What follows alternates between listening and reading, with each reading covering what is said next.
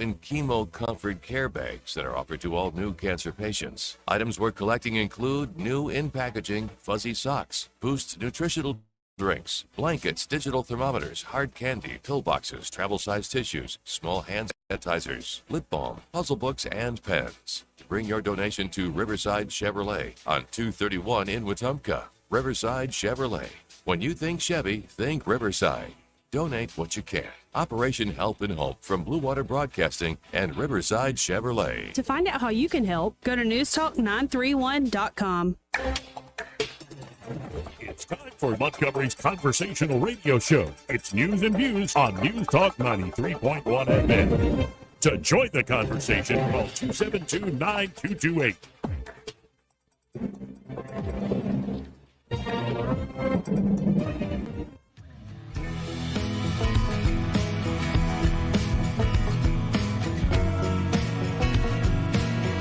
Hey, miss, I don't mean to be telling tales out of school, but there's a fella in there who'll pay you $10 if you sing into his can. I'm not here to make a record, you dumb cracker. They broadcast me out on the radio. Joey Clark. Welcome into News and Views in the afternoon. Oh, on a lovely Monday after the long holiday weekend. And I'm feeling good. I'm feeling refreshed, if that makes any sense. I can't tell you why, but it is true. Eddie Bader, my very special co-host, is here in the studio. How was your holiday weekend, Eddie? It was good, Joey. It was good. It was good. We sold some real estate. We hung out with some family. We did some cooking. Met some fans, as I told you earlier. Met some fans, huh? Yeah. Is that really Eddie Bader? Is that Eddie Bader over there? Yes. I can understand the mistaken identity because apparently what we put out there is that Eddie's a short, fat guy. No, we should start cooking up because we, began the show today and sometimes with a clip from Oh Brother, Where Art Thou? Yes. I'm going to start calling you Babyface Bader. I think that's Babyface Bader. Well, when I shave tomorrow, you'll have something to go on because now I do look like like I need a good shave. Now, I believe a little later in the program, now retired Pastor Nettles will be joining us. All right. To discuss, the ongoing issues with crime, violence, gun violence, death, suicide, in fact, over the weekend. Yeah. Which, I went radio silent on news, national, state, local. And when I woke up, say yesterday, started to look at things. Mm-hmm. Man, the national stuff is silly. I'm going to enjoy going to that. This morning, President Biden decided to make a very forceful call into Morning Joe and make the case for himself. Now, you couldn't get a friendlier interview, Of course. than Morning Joe for Joe Biden. Of course. Stephanopoulos. And even Mika at certain points is like, ooh, I don't know, And Biden sounds like a crazy old man. Hot dog. An angry, crazy old Get man. off my lawn. It doesn't sound impressive. It doesn't sound confident. It doesn't sound like a man at the height of his powers within his wits. Does it sound like a man that should be the president of the United States of America? No. Though, these days, who cares? I mean, the system pretty much runs itself. No, and that's our problem. They just find their figurehead. They don't actually need a president who's a boss. Who's a boss? It ain't Joe Biden. And he did not make a very good case for himself on Morning Joe. But of course, in state news and local news, first I want to start with, it's an article Jim Ziegler wrote up. Okay. Skating rink lady of Alabama, Lisa K. Lee. I knew Lisa very well. I worked at, of course, Fun Zone for 2.5 years in high school while I was still here in Montgomery. I had to text a bunch of my high school buddies that we all worked there together. Like as we got, I got hired first. And they're like, do you have any more good Catholic boys? Come work here. I'm like, yeah, we have plenty. And man, Lisa was just, it was a lot of fun working for her. And of course it was work. There's some days you wouldn't want to be there, but it was, I've got a penchant for finding unique gigs to get paid. So as my parents forced me out the door to go find a job, I'm driving around. I'm like, well, Fun Zone. Let's do that. That's not the same as like working at a car wash or something. And it was one of the best choices I just randomly made because I hadn't talked to him for years. I texted her son who worked with me Buck, I called him Bucky back in the day, and I said it's a tough week for them. But if you want to just look at how much she did, like skating rinks and daycares all over the whole area, the Wiregrass and in here in Montgomery. And that's what she did from her early 20s and Really? until now. They were all about the skating rink business. And so she will be missed. It's, you see a lot of folks come and go. You see a lot of notations in the news, obituaries, but sometimes you go, oh, man, that's somebody who actually touched my life. Now, also, there was an update finally offered by Garland Gudger. Now, when I saw the headlines initially over the weekend, again on Sunday, I went radio silent most of the days, I see State Senator Garland Gudger has been hospitalized. He was actually, I think, helicopter ride, took a helicopter ride to UAB. Yep. And it was in a jet ski accident. That's what I And read. so where my mind went was, how does that happen? I was actually talking to my dad on the phone. I'm like, he goes, yeah, down in the bay, the jet skis. Well, People don't understand, especially in the ocean. Like you get some swells and you're gunning that thing. You can really hurt yourself. plus, there's so many of them. I'm sure Lake Martin was full. We had more than enough up there as well. So I can see, and again, as a rider of a jet ski, you get involved in what you're doing. You think you're king of the lake, and you forget there's a lot of other places or boats. And But things you out got to wonder what happened. Did you lose control? Like, just shut off the power thinking you're going to stop. Now you have no steering, ran into a dock or something. No. Apparently, it was him and his sons actually collided, one of his sons. Oh, man. Which is just awful. And get a load of this. His injuries resulted in 3 fractured vertebrae, 6 fractured ribs, a punctured lung, and internal bleeding. Airlifted to UAB Hospital. Gudger offered well-wishers an update on his status. Quote, if it had not been for the bystanders at the dock, the first responders who treated me at Lakeside, the emergency helipad that had been installed by Trident Marina, Alabama's air evac flight team, and an amazing group of UAB doctors, nurses, and administrators, I'm certain that the outcome of this accident would have been much different. I remain under watch in UAB's intensive care unit, but have been able to walk down the hallway. Wow. This is going to be a long recovery for him. Yeah. And you just got to be careful when you're having your fun out there on the 4th. I've been telling folks, by design, I did nothing. Stay out of the heat. Man. I think there was one day, the 4th of July, I barely left the bed. And it was a beautiful day. I slept most of the day. It was like I didn't have to worry about a daggum thing. It was blissful. Such a slacker. Well, I wasn't completely slacking. Whatever, dude. Either that or you're bragging, one of the two. It's more the bragging That's what I side. thought. So I hope he gets well soon, Yes. because that's absolutely awful. Now, here in Montgomery, a man was shot on Woodley Road here in Montgomery. I think he is still alive, but shot on Woodley Road. Are we surprised by that? No.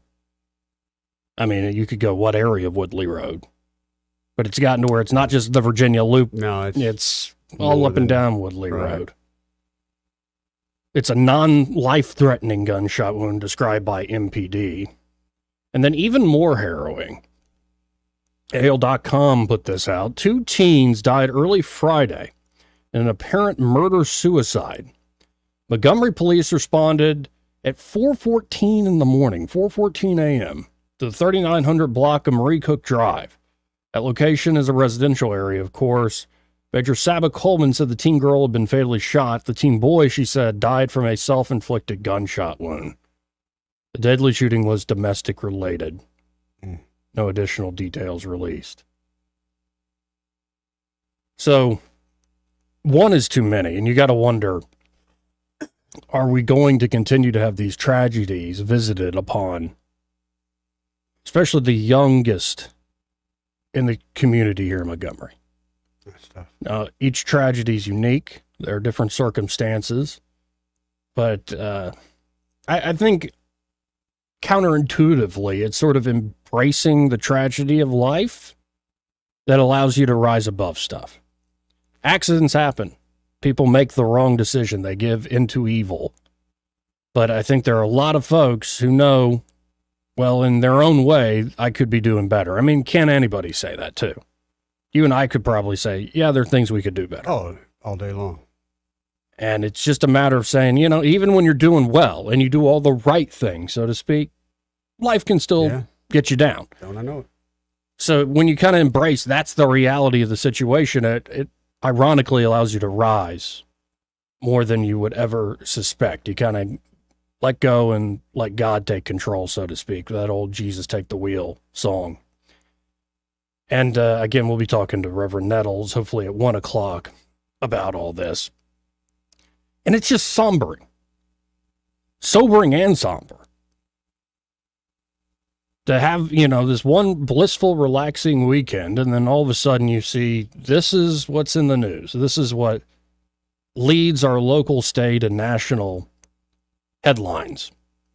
And it's honestly pretty terrible to behold. I enjoy my days off because I'll admit, folks, and I've talked about it on these airwaves before, there are moments where it gets you down. To consume it all the time. Yeah. The depravity people show to one another, the lying, just the manipulation, like all different levels of evil and how men hurt one another. Mm-hmm. It is almost every day in the headlines. And it does make you kind of shake your head and think, what is going on here? What's the deeper issue? So, I always go to my favorite writings and the big thinkers, the greats, because often they can give perspective removed from a given situation. There's a great aspect of Notes from the Underground by Dostoevsky.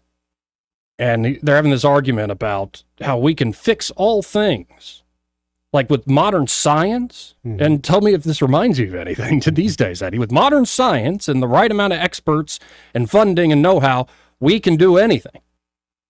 In fact, we might one day be able to show that, you don't even have free will, Eddie, as much as you think you do. Don't ever show me that. And so here's the quote that jumped out at me as I'm reading over this weekend. Shower upon him, man in general. Shower upon him every earthly blessing. Drown him in a sea of happiness, so that nothing but bubbles of bliss can be seen on the surface. Give him economic prosperity such that he should have nothing else to do but sleep, eat cakes, and busy himself with the continuation of his species. And even then, out of sheer ingratitude, sheer spite, man would play you some nasty trick. Then there's another that came to my mind. You would play upon me. You would seem to know my stops. You would pluck out the heart of my mystery. You would sound me from my lowest note to the top of my compass. Do you think I am easier to be played on than a pipe? Call me what instrument you will, though you can fret me, you cannot play upon me. It's, of course, Hamlet. Now, one of the pretenses of modern liberalism is the therapeutic or unconstrained view of human nature. Thomas Sowell, for instance, has a great book called The Conflict of Visions. It lays out these two conflicting views. But so that therapeutic unconstrained view, it's a view that man is an infinitely perfectible creature whose needs can and must be managed by his enlightened betters for his own good and the good of society. A more perfect world is just a few nudges and nods away, they say, though the progress may be slower than anyone hopes. To a certain degree, this seems true. I mean, it does. Like, the world's gotten better, right? In some aspects, yeah. The world today seems better than ever before when you think about a lot of the stuff, all time periods when you read history. Yet, it's true. Yet, for all our progress, all the evils that Pandora's curiosity unleashed upon the world are still with us. War, crime, famine, lies, murder, betrayal, lust, anger, all the sins are still there. But fear not, the therapeutic mind says. After being intensely examined and analyzed, men can be coaxed into quitting their wicked ways with the right mix of outside interventions and incentives. For instance, just look at the success of modern propaganda. Indeed, propaganda, the art and science of shaping public opinion for the purpose of achieving certain political ends, often seems more fundamental to our democracy than voting itself. Though there is always a bit of uncertainty and anxiety on election day in anticipation of the final results, the most successful propagandists usually know which way the cat is jumping before the cat actually jumps, because they trained the cat to jump that way. Now, training a cat to jump a certain direction is one thing, but training a cat to be a vegetarian is quite another. Similarly, conditioning the public to believe a certain idea and vote a certain way may be achievable, but conditioning man to defy his very nature is a foolish and dangerous dream. The therapeutic liberal elite may have perfected propaganda, but they will never perfect man. No outside man-made force can explain away a man's sense of free will, nor his all-too-human tendency to find tragedy at every turn. Such profound mysteries at the heart of the human condition should not be ignored. Yet the therapeutic mind continues to treat man like a musical pipe to be played. Alas, no matter how they put their fingers to him, the music never sounds quite as sweet as they hope. There is always a bit of dissonance and melancholy lurking between the notes, as a tinge of tragic frailty quivers in their attempts to blow happy melodies. They have tried nearly everything. More money, more time, more policies, programs, committees, and interventions. But man's pesky proclivity to sin endures. I suspect the more they ignore man's tragic nature and his free will, while trying to drown him in a sea of happiness, prosperity, and opportunity, the more they risk some nasty trick being played. Consider the issue of crime. To the therapeutic mind, the reason people enter into a life of crime is poverty, privation, lack of education, and a historic web of inequities and inequalities visited by a legacy of oppression. Remove the barriers and provide enough sustained assistance, they say, and people will rise above their culture of crime. Or so the theory has been for a few decades now. There is indeed much that can be done practically when it comes to policies to reduce crime, from reforms of the criminal justice system to better police recruitment and retention, to early crime intervention programs. But much like training cats, there is a limit to such practical measures. Crime persists no matter this or that policy, this or that intervention. The reformers of man do not seem to have considered that some men choose evil no matter their circumstances. Some men do not wish to be coddled, comforted, and charmed into compliance. From impoverished gang members on city streets to white-collar thugs in the highest halls of finance and government, some men are just no damn good and should be treated accordingly. This is not to say that men in the grips of evil can't decide to change their stars and choose a more righteous path. Many down-and-out individuals have done so over and over again. But that choice is ultimately an individual's alone. Though we may wish it, no man can choose the good for another. Tragically, too many men are stuck in a hellish kingdom of their own making and welcome death to their door. But they still have the free will to change in spite of the odds, especially by embracing the tragedy of their condition.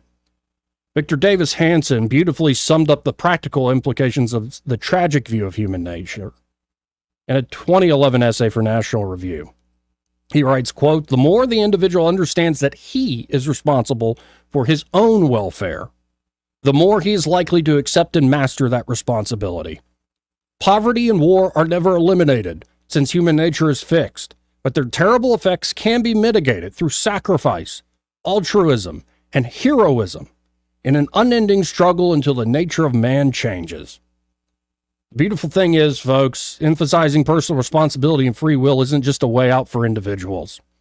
A strong example of personal responsibility can also serve as a growing beacon of hope, a grassroots model of change for an entire community and culture. When one person decides to choose good over evil and bears witness to someone they love, anything is possible. Though I suspect some men will always try to play other men like a pipe, while having some nasty trick up their sleeve. So anyway, I was in a great mood until I read the headlines again and decided to write that. I believe it, though it's not exactly cakes and pies and fireworks on the 4th of July. Though apparently Fresh was telling me, DJ Fresh, that they had a big concert going on and baseball game, and then it got rained out and the fireworks didn't go off. They still went off, but they had to wait till 10 o'clock at night. Oh my gosh. 10 p.m. Yeah, Fresh is like, I'm getting too old for this. Like, can't stay out to 10 p.m. Heck, God. No, I get it. As I get older, I totally get that. Yeah, and apparently a lot of, even with the rain and stuff, there were thousands of folks there, Good. so that's a great turnout. No, and there are a lot of folks who just want to enjoy life, have some fun, and choose the good in the world best they can. Nobody's perfect, obviously. But there is something to this idea of, yes, you can invest in education. Yes, you can invest in programs and more officers and de-escalation programs and Sure, do all that. Go ahead. But until a few folks say, hey, so-and-so, stop killing people in my streets. You're not my son anymore. Until folks say this is not just, sad and tragic. This is just not acceptable. I don't want to be around you. I don't want to associate with you. What you're doing is evil and wrong. And it won't be like some rando. It won't be a talk radio host or a mayor or a pastor that probably gets that through to somebody. It'll be probably somebody they actually care about and love. It's the only way that sort of change happens. Yep. Is it a tough analysis and recommendation with me? Sure. People don't want to hear it. So what? But as much as there are things that hold all sorts of folks back, and some more than others, I'm willing to grant. The only way you get over a rigged game, a tragic situation, is to start making the right choices. 272-9228 if you want to get in on the conversation. I might try to cheer things up with old man Biden calling in. Good morning, Joe. Well, over the weekend, I did watch that Joe Scarborough little speech he had. We start off at like 6 in the morning with the old dropping the F-bombs if you don't like Biden. Yeah. And ever since that debate, he's kind of been quiet. And he came out, gunning for Biden. He was the man. There's none higher. None higher. Yeah. Hallelujah. Yeah. Yeah, Biden's like the best he's ever looked. Like, okay. But this is the part that still kills me. He's still the president today. I don't care about him running. I want him to continue to run. Right. I want him to. Unless you're going to quit being the president today, because you ain't getting no better. You're as bad today as it gets. You're as bad last week as it gets. So all these people that keep coming out for him, they're picking party over country every damn time, and don't you forget it. They're picking a feeble old man to run this country because they're getting what they want, which ain't good for you and it ain't good for me. Yeah, Joe should be relaxing somewhere on a beach. Or like enjoying the dogs that bite everybody but him. Like, enjoy your life. But some folks just never know when to give up the reins, man. Not only that, I think he's at this point in his old age where Sundowners has definitely kicked in. Oh, yeah. He's just angry all the time. Get off my lawn. It's beautiful because I'm living with somebody who's older than Biden. Mm-hmm. And but he doesn't have that he's got the sharps mentality. Actually, my grandfather and I went over and snuck out early on a Saturday morning. Is that right? To Smokehouse Pit Barbecue for the breakfast. You went for breakfast? Went there about 9 o'clock on a Saturday morning. I loved to see the place packed out. That was pretty cool. Like, we got there, and then as we're like 15 minutes into ordering and getting the food, all the tables are taken. Nice. Beautiful. And, my grandfather, he's lived here in Montgomery for like 30, 40 years now, but he'll always be a Yankee. Transplant. And so when I'm like, you have to try the cheese grits, he goes, I don't really like grits. I'm more, I'm an oatmeal kind of guy. Even my Yankee grandfather, though, I made him try, and he goes, oh, well, I'll eat those. I don't blame him. And then got a Conecuh biscuit with some cheese on it. And, man, I ate like a monster, by the way, over these last 4 days. And nice. Smokehouse is probably the best meal. That breakfast is remarkable, folks. Get by there tomorrow morning. Just do it bright and early tomorrow morning. Even if it's a little out of your way, actually, it's very easy. Right off the interstate if you're coming from Montgomery. Convenient. It's right there on Main Street, Millbrook, where it's been since, I think, 1989. Yeah. And stop them by. Enjoy that breakfast, and be sure to find them and tell them, like, hey, that Joey and Eddie, those guys on the radio, they sent me. Yeah. Let's hit a quick break. More news and views in the afternoon after this. Want to carry News Talk in your pocket? Download the News Talk 93.1 app from the App Store. Available on iPhone and Android. Never miss a moment. Download now. Hey, we are broadcasting live today out at Kickback Ranch and Event Center as we are helping our community with Operation Help and Hope. We are on location till 12:30. Did you know that 1 in 3 people are expected to be diagnosed with cancer in their lifetime? So my ex-husband has throat cancer. My husband's mother is surviving colon cancer. So this event really touches close to home for us. The Cancer Wellness Foundation of Central Alabama fills these chemo comfort care bags, and that's what we're trying to fill with your donations of fuzzy socks, Boost nutritional drinks, blankets, digital thermometers, just things to help them get through the chemo that they have to go through. You can check out this station's website to get all the info on where we're going to be all this week and the specific items that we're looking for your donations. We are broadcasting live till 12:30 at the Kickback Ranch and Event Center with Blue Water Broadcasting. For too long, Alabama's statewide news companies have shamed us for our conservative Christian values. Alabama deserves a news company that cherishes our culture, a company that isn't bought and paid for by the powers that be. 1819 News is that company. Run by Alabamians for Alabamians, 1819 News celebrates what is good and beautiful about our state while exposing those who work against our values in secret. Just go to 1819news.com to learn more. Subscribe to our newsletter. That's 1819news.com. Hi, this is Carl Schmidt, naturopath and owner of the Herb Shop. Listen every Saturday to Winning Wellness and learn from experts in different fields of science and technology how nutritional supplements can help you. Listen to Winning Wellness every Saturday at 10 a.m. Trustworthy, accurate, immediate. Carrying your voice across the river region. News Talk 93.1 FM WACV. Joey Clark. Welcome back.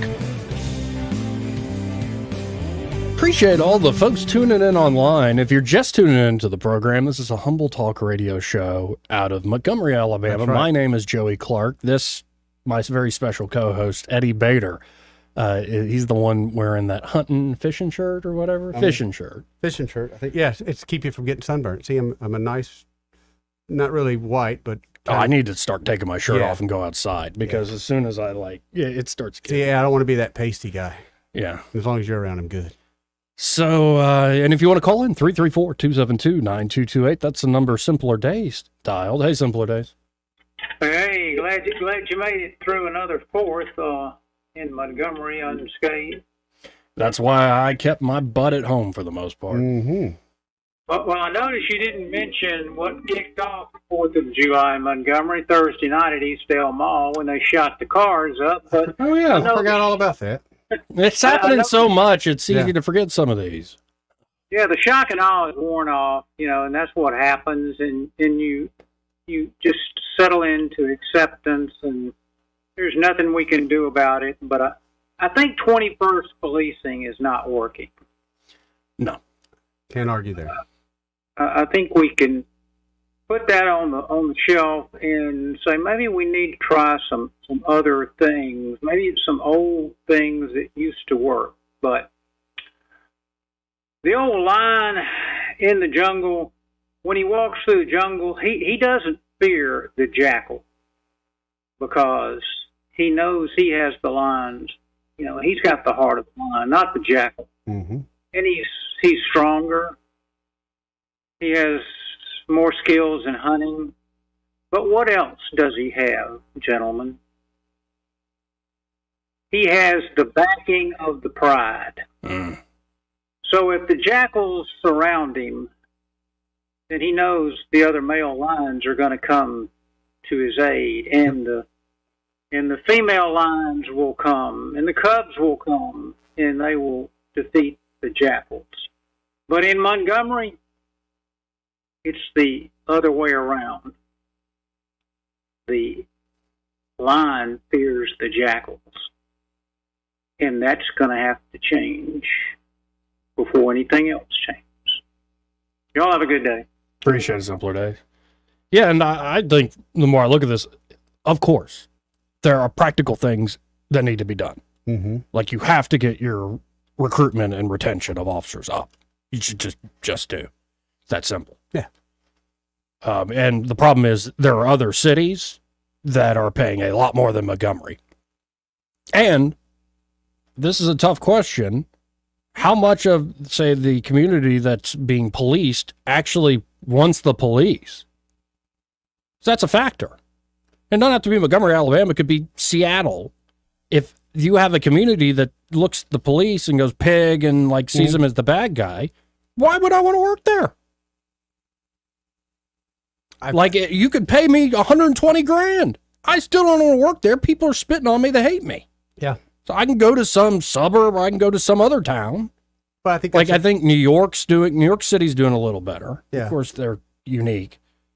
Dallas is doing a little better. There are some places that are starting to hire up more, but they're offering ridiculous benefits. But I think a lot of that too goes to it's not just a job or a career. There's a calling for that. Like sure, like our buddy Kevin, it's a calling, and so there are people I'm sure that in their heart of hearts they want to serve, and maybe they do have those kinds of questions like that. But again, it's a calling in a sense. And but the cost of training somebody up is immense.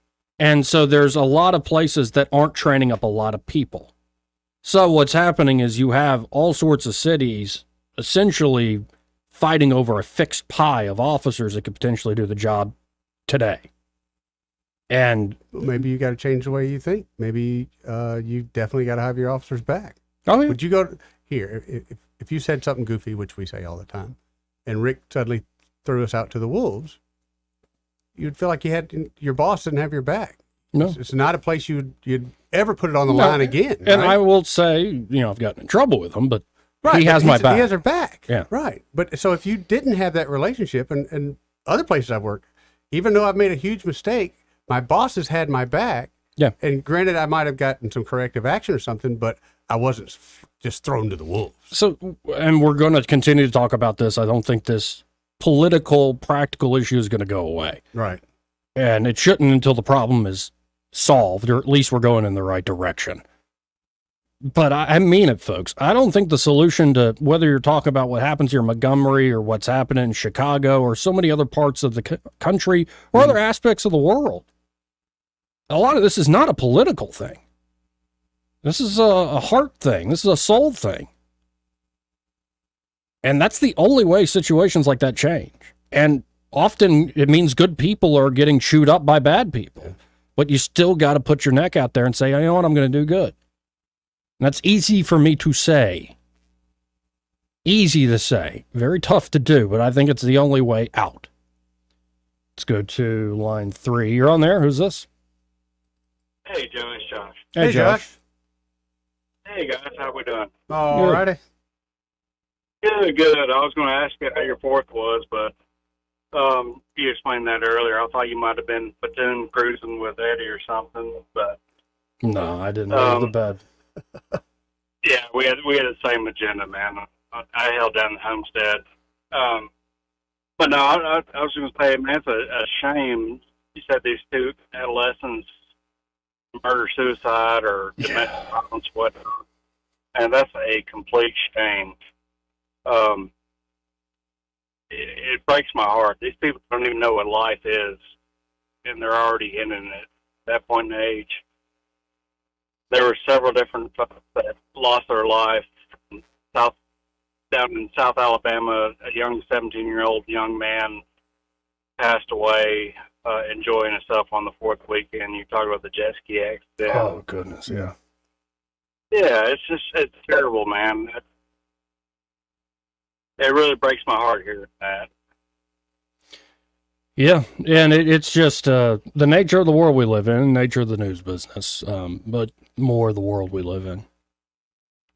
Well, I'll give them blessings for all that. It's just, I know there's probably not any young adults listening right now, but it's not worth it.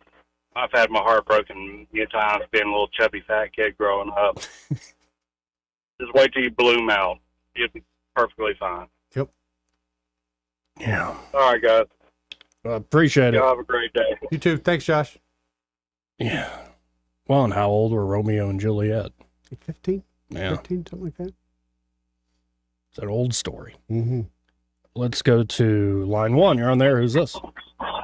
Red Top. I hope you guys had a good few days off. Oh, absolutely. Oh, and it's damn sure been hot, and wow. we had a nice daily tornado on. I do believe it was Saturday. It was kicking butt, I'll tell you. Or Friday one. These storms were downright violent. And big trees falling in these old neighborhoods, you know what I mean? Oh, yeah. In fact, I just went by my old drummer's house, and he lives on in Cigarette Hill. You know where that is? Oh, yeah. Joey. Right off Atlanta Highway. Live oak tree, about 100 feet tall, branch about 24 inches in diameter, came crashing down over those two houses. Man. 2 cars crushed, 2 houses crushed. Daggone. Yeah. Yes. These trees are 100+ years old, man. But let me make a point about law enforcement and all that. 2 years ago, in our state, they decided to spend $9 billion on organizing Aaliyah, correct? Yeah. Yeah. They said the consolidation would save us money. Save money. And we're going to pool all our resources, just like Alabama's Homeland Security. And then I hear Darrell Bailey the other day. I was stunned when he got on the air and said there are 300 unsolved homicides in Montgomery. Where's our money going, guys? We only got 2 homicide attacks. Honestly, there's a lot of money sitting in the budget and not being spent. Well, no, they spend it on buildings. They insulted me, first of all, by buying St. Margaret's Hospital. So I was born at Aaliyah headquarters. I'd rather see the nuns in there myself. And they have, there's 24 lights on a police cruiser. Did you realize that? No, I did not. I counted them because they parked in front of my house one night when a house was on fire. 24. They spent their money on equipment, not people, and on administrative officers on the street. They done thrown away that. I feel Aaliyah was a complete waste of money and time, and it has not cured the crime problem, have you guys? Oh, not at all. So we got ripped off on that deal, and that was all Republicans, fellas. Disappointed. Also, like I said this morning, that gas tax came into effect right away, but legal marijuana for medical use has not been done. Put their ass in jail for dereliction of duty. Roll Tide, go Trump. Thank you. Preach. Let's go to line 3. You're on there. Who's this? Nothing like a painterman that likes some weed. What's up, Chris? I'm feeling the vapors today.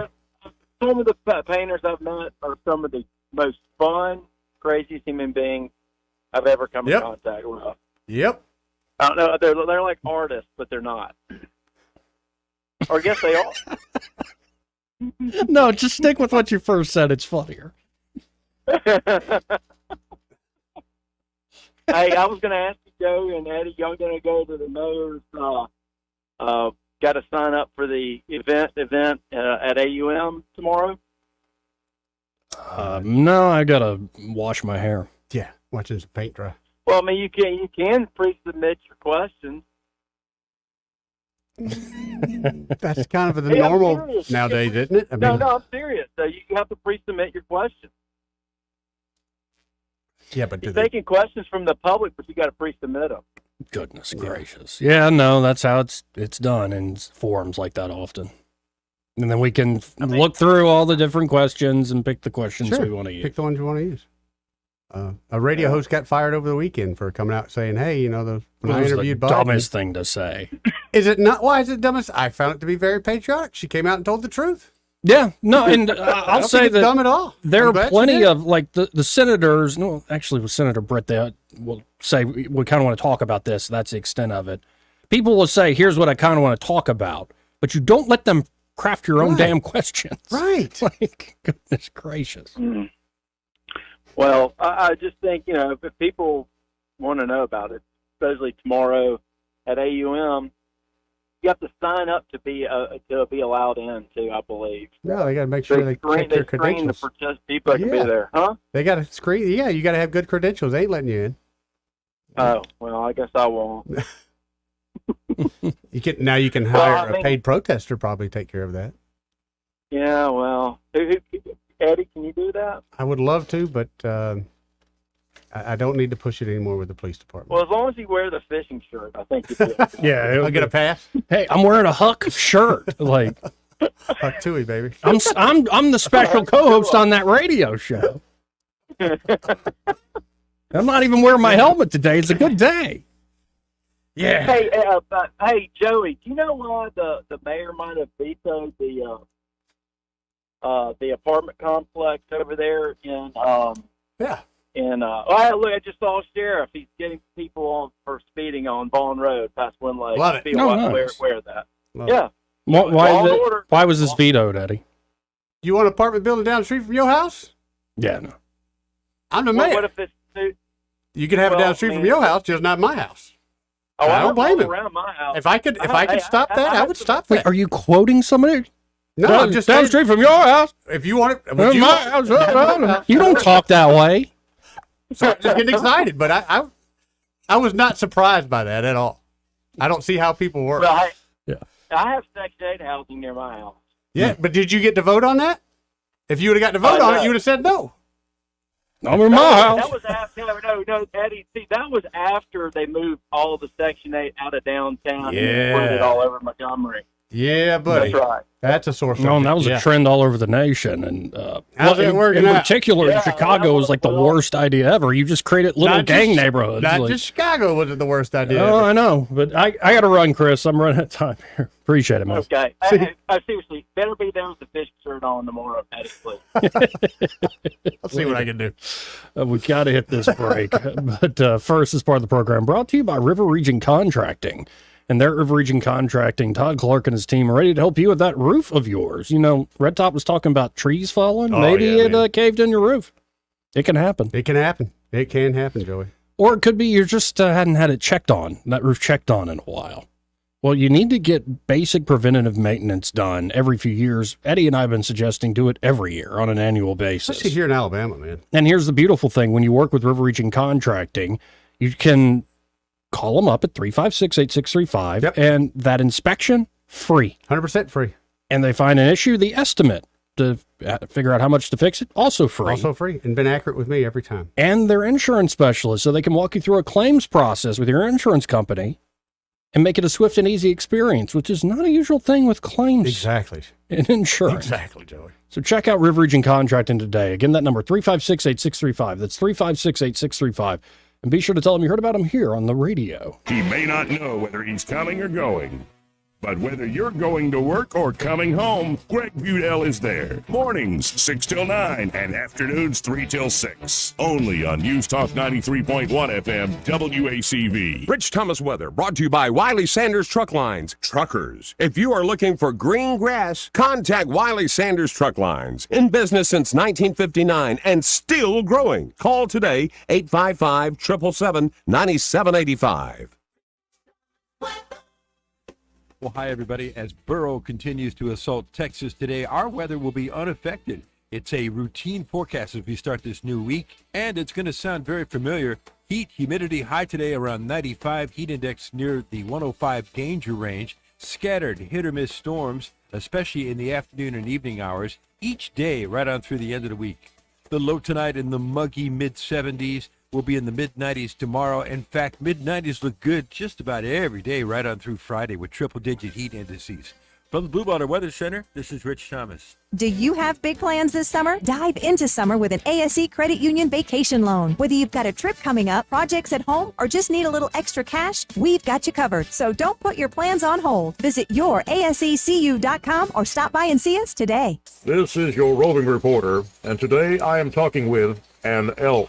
Hey man, Mr. Elk, I was just wondering, what do elk do to take care of their money? Well, like most smart folks, we call David Erdit. You mean Alabama's most favorite asset preservationist? That's him, man. We call him up at 334-279-7431 or 205-479-0839. I see. Yes, he is our preferred money man. The money man with the money plan. You've been paying attention. Well, could you give us those numbers one more time? 334-279-7431 or 205-479-0839. And I just want to try to give you a heads up, man. Oh, what's that? I'm not an elk. Not an elk, huh? Well, then, pray tell, what are you? Knights of Columbus. I am not even going to make a comment. Well, the baby liked it. This is the story of the one. As a maintenance engineer, he hears things differently.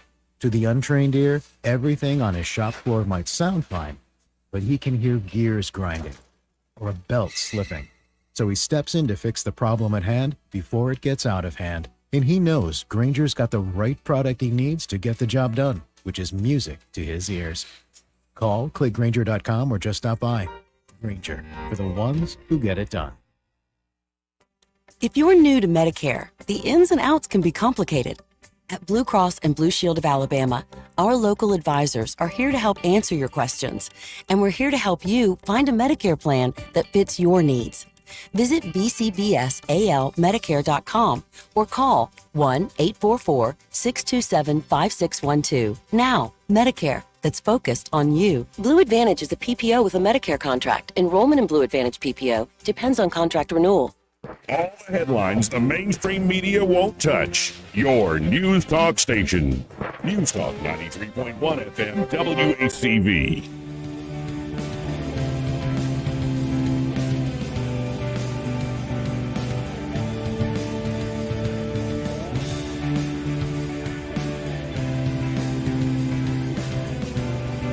Joey Clark. Welcome back. Quick reminder, after the 1 o'clock break at the top of the hour, we'll have Pastor Nettles here in the studio. Reverend Nettles, looking forward to talking to him about, well, what's happening. And he is now retired, I believe. Okay. From Montgomery's Free Will Missionary Baptist Church. Was there for pastor for nearly 30 years, was there for 30 years. But he's still active and still trying to do things. Just want his perspective on what's going on in this dear city of ours. And we're going to have Barfoot and Reed Ingram back. We'd love to have the mayor back, any of the council members. From Szymanski, of course, we have a regular thing with him, but we'd love to have Grimes on, Mitchell, Johnson, everybody. I'd be happy to talk to anybody that wants to talk about this issue and address what can be done at the political level, and then what can be done at the community level. Why are these things happening?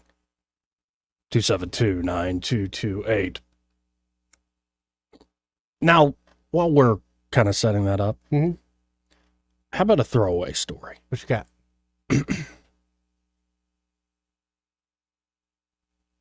The new Iranian president. Okay. Yeah, the other president died in the helicopter crash. Yeah. They already had an election. Yeah, and actually, I'm stealing this from William Montgomery, but the helicopter tech, Marty Scheinbaum, said, I think it just ran out of gas. I did hear that. It's a great joke. Go watch Kill Tony, folks. But the new Iranian president is singing a different tune, it seems like. Oh. Good relations with everyone. Well, that's not the end of the sentence. He says, good relations with everyone except the Jews. Oh. That's not it. To me, that's not a winning message. He's the reformist candidate there. The new Iranian reformist president.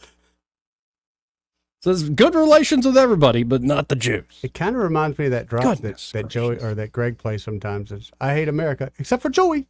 Yeah. It's like, what are you doing? Right. And that's, you said that's a reformist? Yeah, that's the reformist president. See. Just a little at a time they're reforming, I guess. And of course, the government's still held by hardliners because you'd think we have a managed system. Man, they have what? This clerical structure over a so-called Republican form of government, and they control everything. They don't even try to pretend. Goodness gracious. Just, I saw that though and just shook my head. Like, yeah, Well, After he voted on Friday that if he should win, he would, quote, try to have friendly relations with all countries except Israel. It's all right. I'm feeling Israel feels the same way. Yeah, no love lost there, brother. And, it is making me nervous in the back of my mind. Mm-hmm. These wars are still ongoing. Like, there's just something about those churning and churning and churning for years now that makes me wonder, does this break out into something bigger? Well, what makes me worry and concerned, and again, who our president is doesn't help. We still got American hostages. You don't hear much about that. I think that's by design. And then, of course, in Kyiv in Ukraine, there was a massive explosion, a massive attack near a children's hospital. Yeah, I saw that this morning, too. Ukrainians are saying it was a Russian, like one of their top cruise missiles, the KH-101. Mm-hmm. And then the Russians are saying, no, this kind of looks more like y'all's air defense missile that went astray. Came down. So, yeah. Which is it? The problem is this is going to continue. They're going to look for parts, and it doesn't matter. Well, we won't know the truth. Right. Well, exactly. I don't trust the Ukrainians or the Russians to tell us the truth in the middle of a war. Nope. Heck, I especially don't trust our own government to tell us the truth in the middle of a war. Or really, for that matter, not necessarily in the middle of a war. Unless we're actually winning. Then you tell the truth all day, every day. How do you know, though, Joey? They're always lying. I know. How do you know? So that's going on in the world. Things are rough here locally, rough nationally. Yeah. Then you look around the rest of the world and you're like, thank God I'm an American.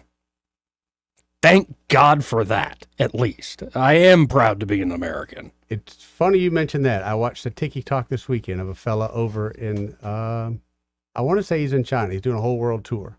But he said, you take any American and you take them out of that country of America, United States of America, for 3 days, they'll never be more excited the fact that they're an American citizen. They can't wait to get home. Because he said the rest of the world ain't nice like we are.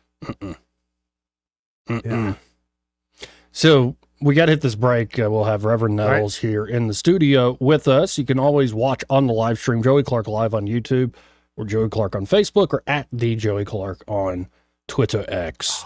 This part of the program brought to you by Clearwater's Property Management. I was thinking of Reed Waters and Clearwater's Property Management when Red Top called. Yeah. Talking about all those big trees that are about to come down. I actually threw their name and number out this weekend. There was a storm, I think the same storm Red Top was talking about, flew up by the lake, and a guy lost a couple of trees in his backyard.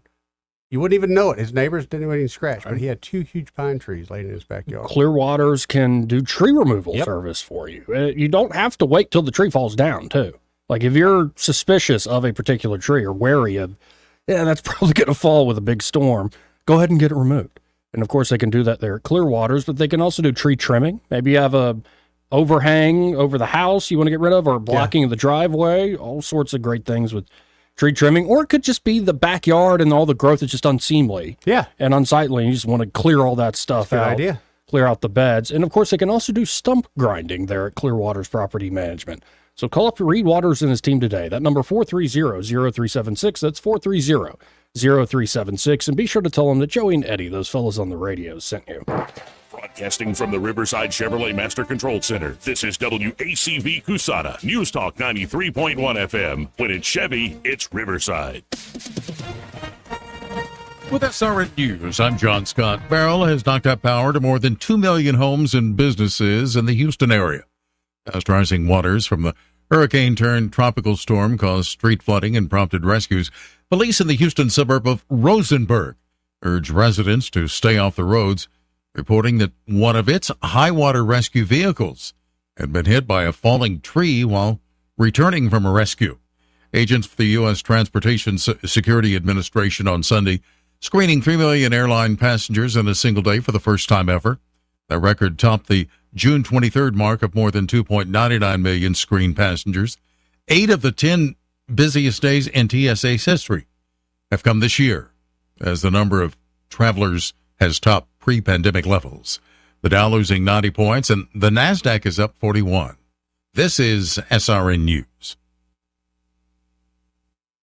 Government debt is now exploding by an unprecedented $1 trillion every 90 days. Think of that. It's a clear sign that our nation's finances are spinning out of control, and it's putting the savings of every one of you at risk. Hello, I'm Lance Wallnow, a news analyst and best-selling author and an evangelical leader. I'm deeply concerned about the impact this runaway debt is going to have on Christians like you who have worked hard to build your own nest egg for your family. To protect your financial future in these uncertain times, you need to diversify with something tangible and proven, like physical gold. That's why I recommend a gold IRA. To learn more, text FAITH to the number 989898, and my friends at Birch Gold Group will rush you a free info kit on how to move your IRA or 401k to physical precious metals, tax and penalty free. So don't wait. Just text the word FAITH to 989898 to get your free info kit on gold IRAs. Birch Gold Group is the only company I trust. There's no obligation. So text FAITH to 989898, and I pray this information helps you achieve prosperity and peace of mind. Rich Thomas weather brought to you by Wiley Sanders Truck Lines. Truckers, if you are looking for green grass, contact Wiley Sanders Truck Lines. In business since 1959 and still growing. Call today, 855-777-9785. Well, hi, everybody. As Burrow continues to assault Texas today, our weather will be unaffected. It's a routine forecast as we start this new week, and it's going to sound very familiar. Heat, humidity high today around 95, heat index near the 105 danger range, scattered hit-or-miss storms, especially in the afternoon and evening hours, each day right on through the end of the week. The low tonight in the muggy mid-70s. We'll be in the mid-90s tomorrow. In fact, mid-90s look good just about every day right on through Friday with triple-digit heat indices. From the Blue Water Weather Center, this is Rich Thomas. For the lowest prices around on flooring and DIY flooring installation supplies, Budget Floors and More is your new best friend. Luxury vinyl plank, carpet, ceramic tile, floor installation supplies, and more with prices lower than the big box stores. Budget Floors and More, Hunter Lane across from Del Rey to Publix. From the Blue Water Broadcasting News Center, these are today's top stories. A man is in serious condition after a weekend shooting in Montgomery. The unidentified man was shot Saturday afternoon on Woodley Road near Peter Crump Elementary School. He was taken to a local hospital for treatment. No further information has been released.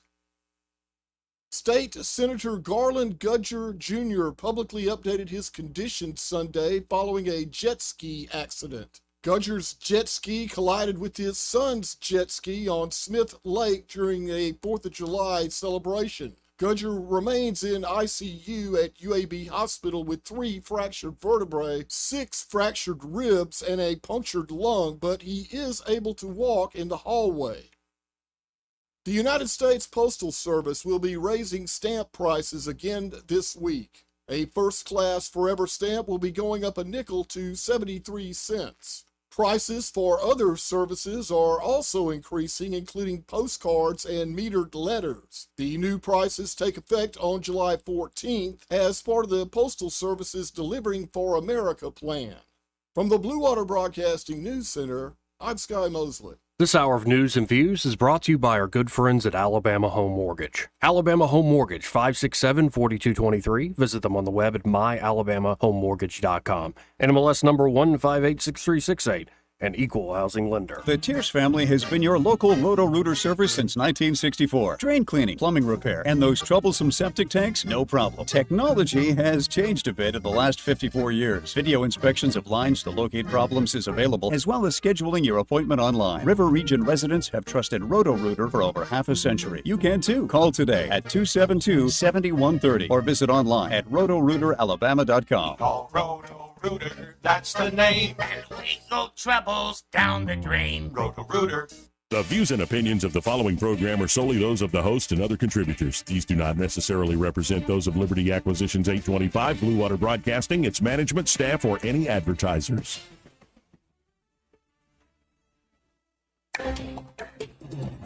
It's time for Montgomery's conversational radio show. It's news and views on News Talk 93.1 FM. To join the conversation, call 272-9228.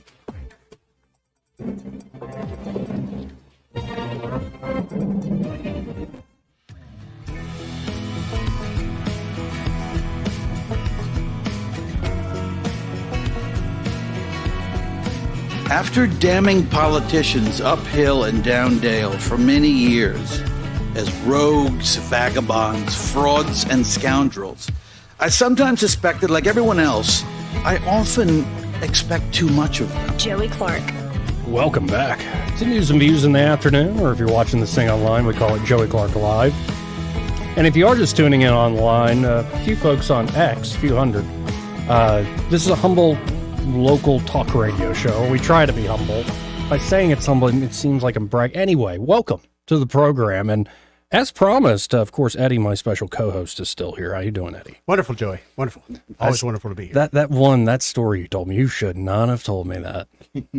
But we'll leave that off air for now. Yeah. We have Reverend Nettles, Ed Nettles, here in the studio. How are you today, sir? Just fine. Thank you for having me, Joy. Yeah, thank you for being here. And so let's start for folks. I think most people in the community know you, but for those who don't maybe know the full story here, you were the pastor. I'm forgetting the name. Free Will Baptist Church. Yes, sir. In West Montgomery. And that was, you got there in 1990, and then you were the pastor about 93.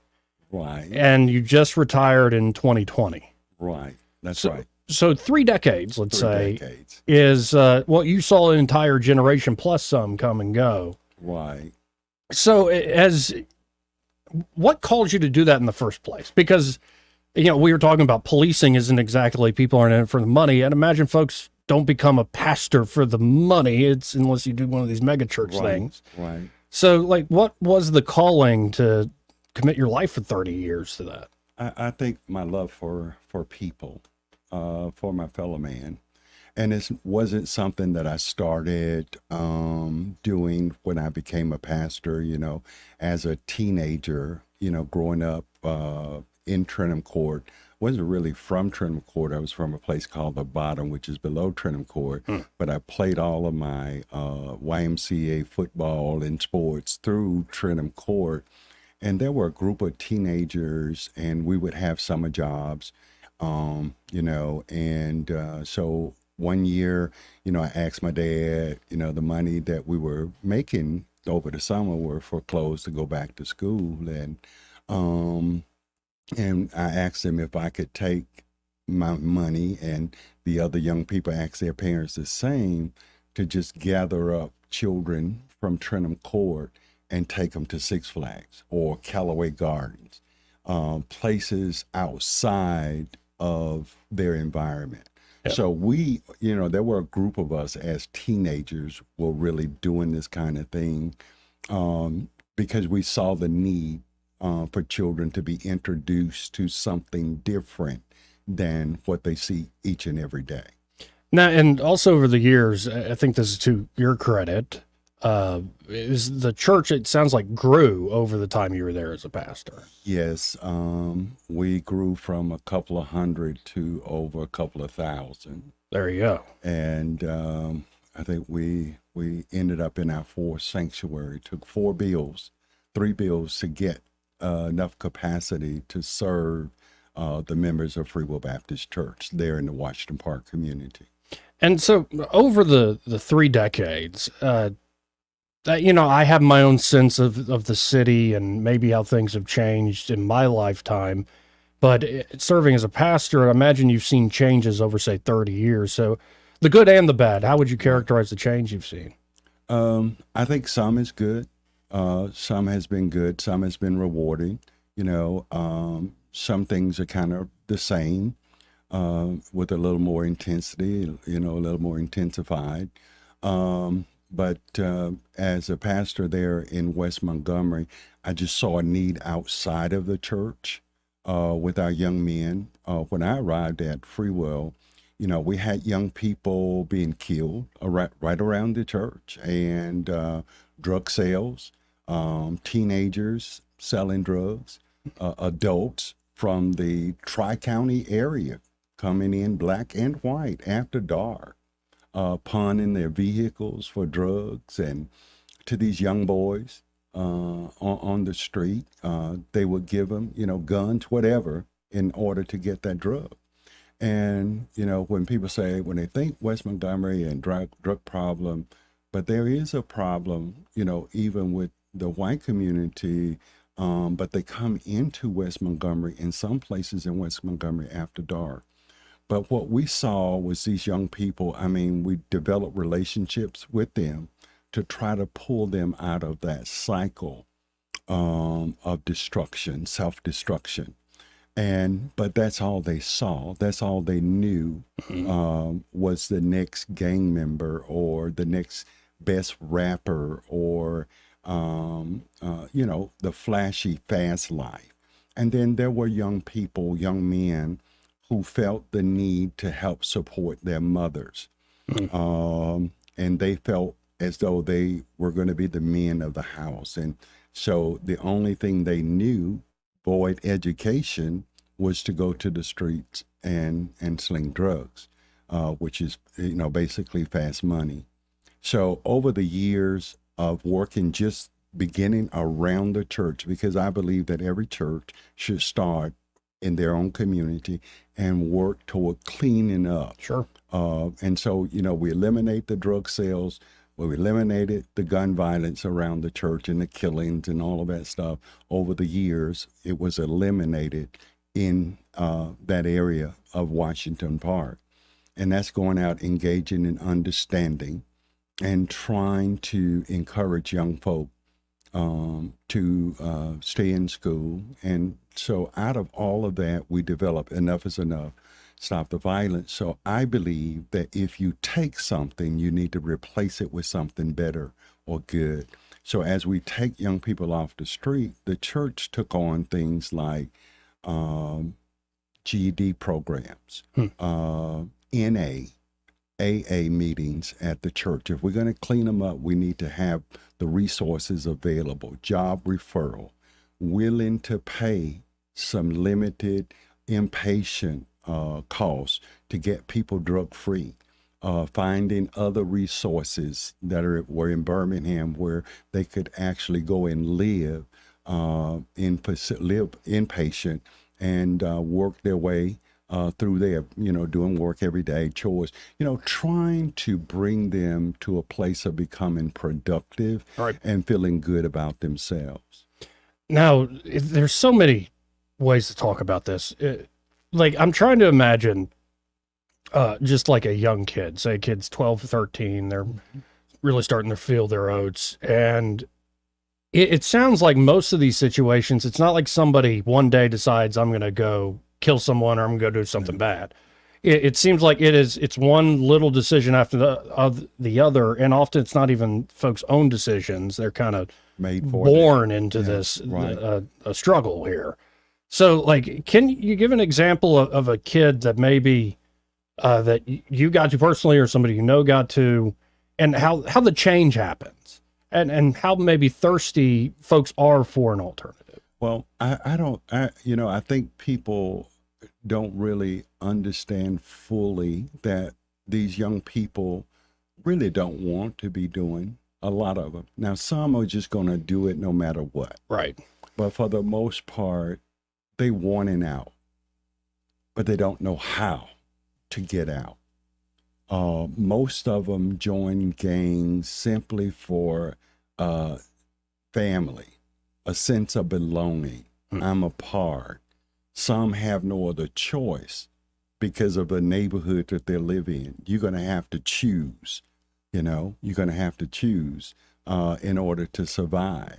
People don't understand that dynamic, and the parents are not able to just move away.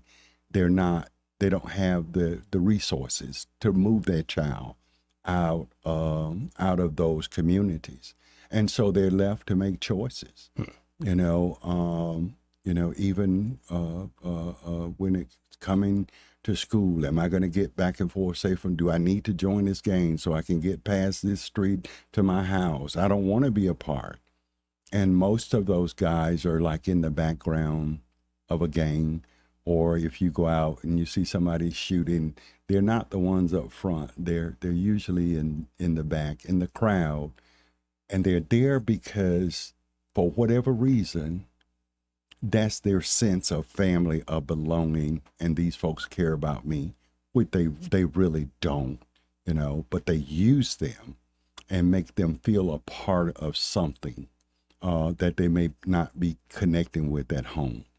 Well, and also gangs have existed a long time in just human history, and in particular in this country, all types of gangs. Right. But it does seem like people are much quicker to go pick up a gun and instead of fight one another. I mean, there's all sorts of ways to settle a dispute, but it does seem like people are very quick to go take the gun and take somebody's life. Yeah, I think access increased. Years ago, when Aaliyah was just forming, they did some sessions in the community where they were listening. And one of the things, the problems we had back then with guns, there were runners.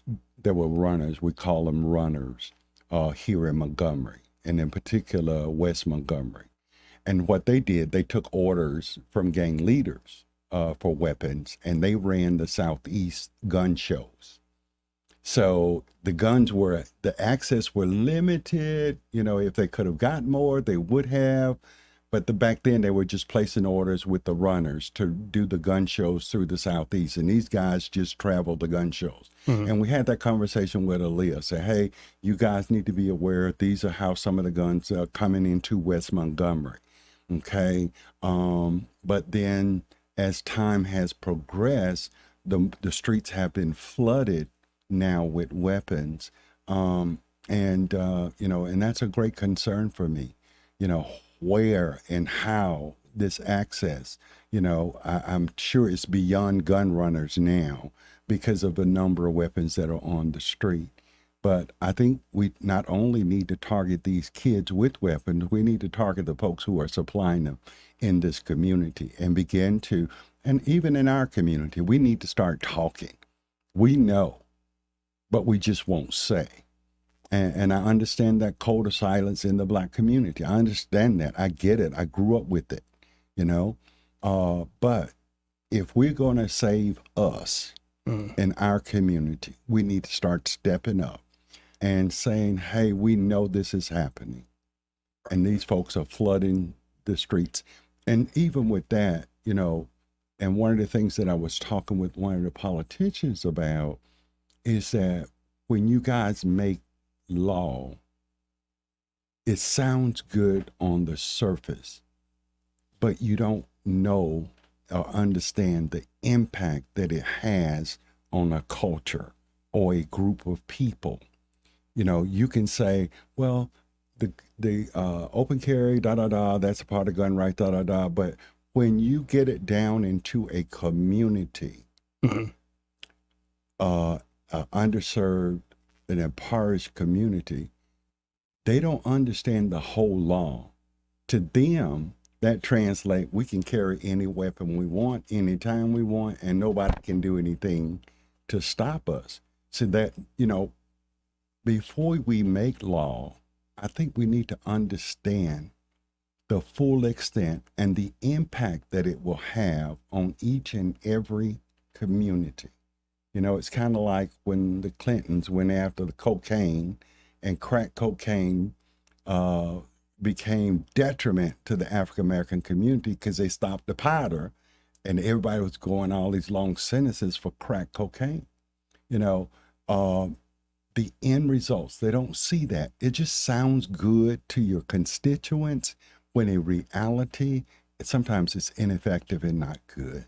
I mean, but let's be honest. I don't think you're going to get any gun control measures, I think, through the Alabama legislature for all sorts of reasons I could say. No. I understand that. I mean, people have political views and understanding, and I don't want to restrict anyone's right to own guns. I just want guns owners, people in this street, in this community, where the sheriff department or the police department, when they pull someone over with a weapon, is this person really licensed to have this weapon? Is this weapon stolen? Can you imagine being a police officer and pulling someone over and there on the seat are weapons? You can't ask a question. You don't know the intent. You don't know anything. You can't say, are you a legal owner of these weapons? And so I think not only to protect folks in the community, license, permit to carry also protects law enforcement.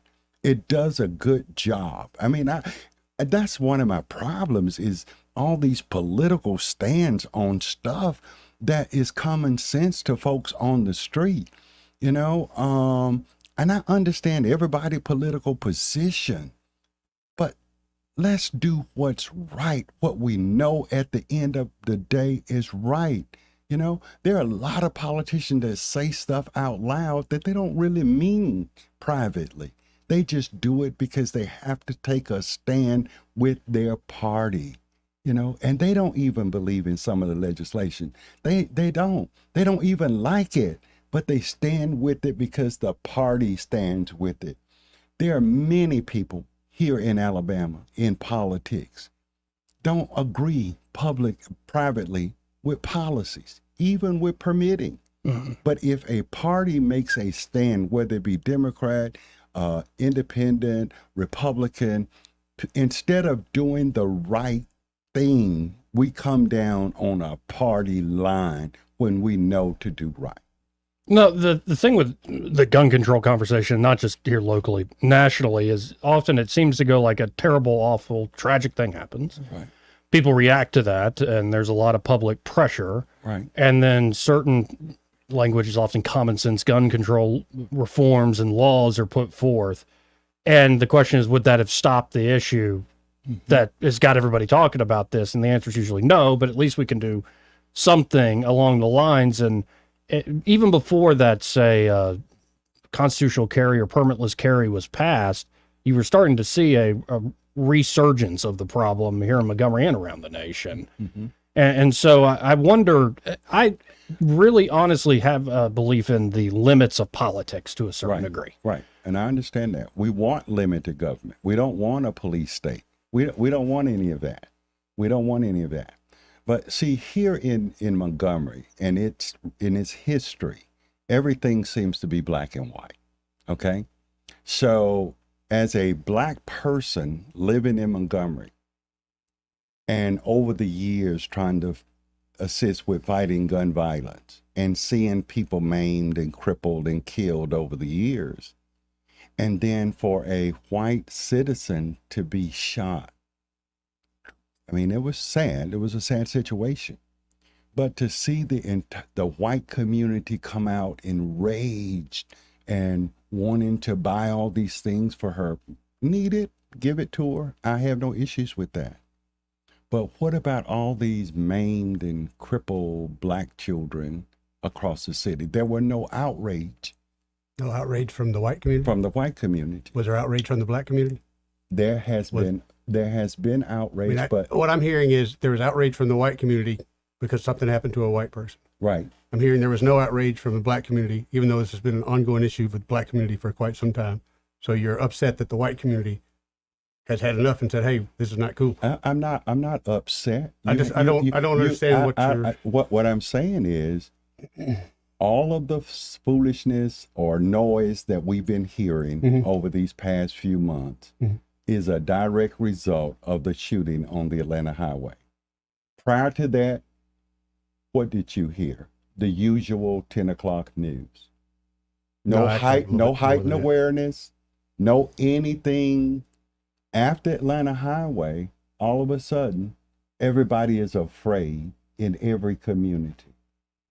I think that was not just because of the white thing. I think it was because the lady was driving in traffic, minding her own business, and she got shot. Now that's our disagreement. I'm not calling you right or wrong. But see, although you're wrong. That's where we fail to make good policy, because you're looking at it from your white perspective. No, I'm not looking at it from a white perspective at all. You're looking at it from a white perspective. No, I can't do this.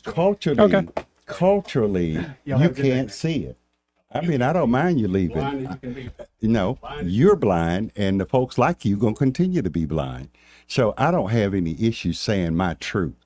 Don't elevate and escalate. But it doesn't go to the nature of what happened. Doesn't it play into fears of people making good decisions and a random thing paralyzes somebody? Right. It's the nature of the story. Okay. So the paralyzation of black youth.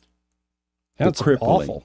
That's awful, isn't it? Yes. It really is. But listen to me.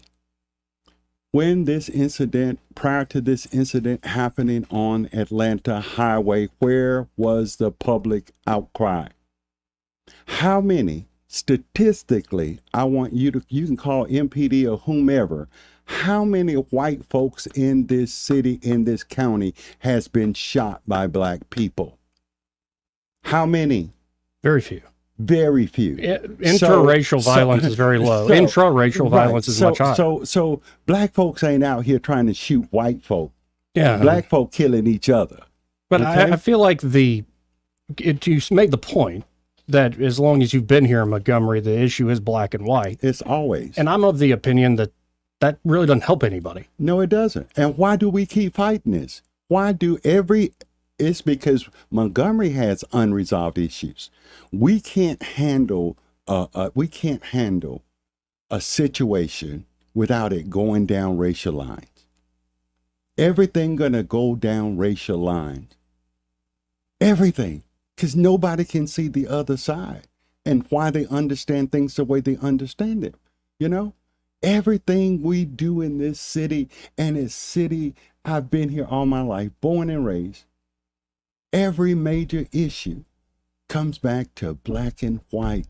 Why can't we at some point in time do the right thing regardless of race? Regardless, just do the right thing. But then the issue we have is if people are trying to do the right thing regardless of race, folks want to assume their perspective and their motivation. Right. And so I think you just need to go on doing the right thing, and whoever says those other things, just ignore them. Right. And have real conversations. You know what I'm saying? Just sit down and talk about it. Just sit down and talk about it.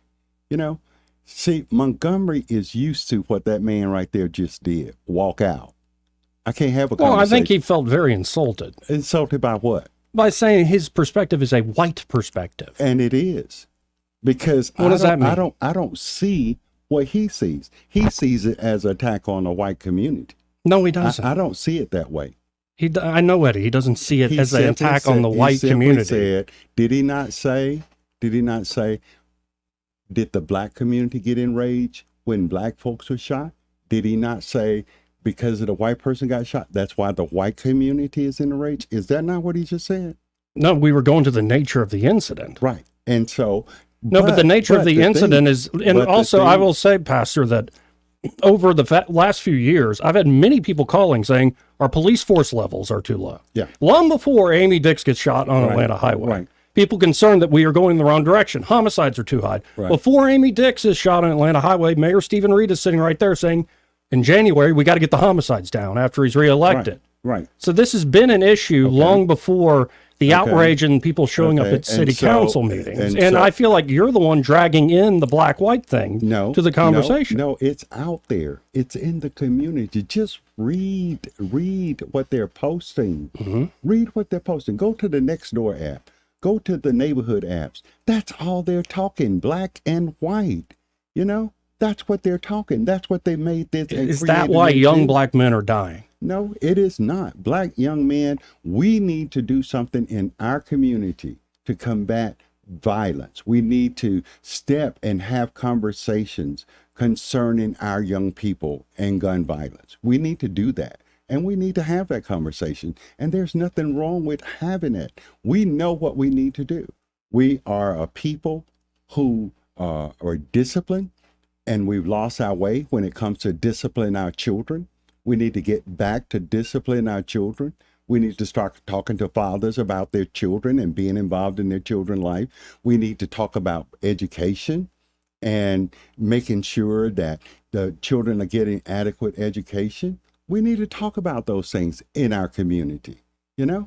But the level of the rhetoric that's been going back and forth, it's all been elevated to a level that I've not seen in my 30 years of being out here. Because I think in particular, with the Amy Dix shooting, it played into a fear that I'd heard before that shooting. Right. Not that black folks are coming after white folks. Yeah. That you could be going around Montgomery, minding your own business, not into drugs, not into gangs, not involved, and you're doing, for the most part, the right thing, and you get caught in the crossfire. Then it actually happens. And of course people are going to be upset. Yeah, most of the gun violence in Montgomery is not random, it's targeted. Okay? Right. And so if the culture and how it operates, if they were into it, say A and B was into it, A stole something or shortchanged B. If A runs to his cousin's house but don't live there, and B doesn't know he doesn't live there, then chances are B gonna shoot up that house because he think that's where A lives. Yes. If A does an act or deed and run to Eastdale Mall, and they trace them to Eastdale Mall, then that's when the random act is going to occur. It's targeted, not random. It's targeted at a specific target. Right. And there are casualties. Yes, innocent people get hurt, but understand it's targeted. These violent offenses are targeted. Right. They know who they're going after. But when the targeting gets out of hand, that's when you get folks that are caught in the crossfire. That's right. And that's what I think folks were very upset about. And so, like for instance, when they tried, I think the mayor talked about some time ago about an occupational tax to hire more police officers and to protect the city and offer them better salaries and things like that. Well, it was shot down. I mean, the city council voted to approve it.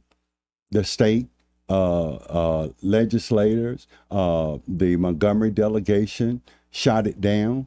And then you tell me that you're concerned about crime in the community. You know, when you had an opportunity to do something and you didn't do it. Yeah, but we already have the money for many more officers than we already have. Well, the money's already there. Can you continue to fund that? Is there a revenue flow that you can count on and tell these officers, we got you for the next 30 years? Well, that's an argument you can make, but when you already have a budget that's for 400 plus officers, but and you're nowhere near that number. If you're trying to increase their salaries to make it more than what they make at Hyundai. Sure. Okay? To give them more money than what they make at Hyundai. Okay? Yes. And you're saying... And I'm saying that if I run and agree with you and say, yep, let's get that passed, let's have more of a revenue stream that can secure it for 3 decades. Right. I worry the problem still wouldn't be solved because it's not a money problem. Okay. Again... And we're just now having more money go in without solving the issue. How do you fund law enforcement and get it to the 400 max? So you said the budget is set for 400. 400 plus, yeah. 400. At the current budget, which does not include any pay raises or incentives for officers to be a part of MPD. So the budgeted money stream would be reduced based on any increases that the city might implement over the next year or two. So there isn't. And so you say, well, money is not the problem. Yes, it is. I mean, how do you fund the police department at a level that where officers feel good about what they make, feel good about being there, and of course everyone knows, a well person that is supported financially on their job and have financial security on their job, they're happier on that job, But again, there has to be a continued revenue stream in order to support those 400 officers, as I stated, over the next 30 years. And the occupational tax was earmarked specifically for that. It wasn't to other ideas as well. And that's what I understood. Now, I can't say anything beyond what I understood and heard. And I just heard law enforcement and fire and things like that. I didn't hear anything beyond that. But it's also retention. It's folks going to the sheriff's department, which is a different type of job, I know, but not that different. It's quite different. No, but they don't have. It's still a law enforcement job. It's a law enforcement job, but the duties are different unless you patrol in Montgomery, in the city of Montgomery. You know that everything is different in the rule. It's totally different in the rule. How many folks have the sheriff department responded to with gunshots in the out in the county? Right. How many robberies out in the county? How many prostitutes out in the county? How many speeders out in the county? So that's different. It looks good. The sheriff department is wonderful. I love Sheriff Cunningham, but it's a different look, It's a different look. And the sheriff does an excellent job in Montgomery County. But the metropolitan area is a different look. It's a different feel. I, too, used to be a law enforcement. I used to be a military policeman in the Marine Corps. Yes, sir. I understand law enforcement, and I understand the differences.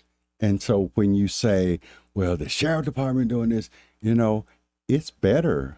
My son, who used to be a Montgomery police officer, he's now with the sheriff department. Okay. It's less stress too.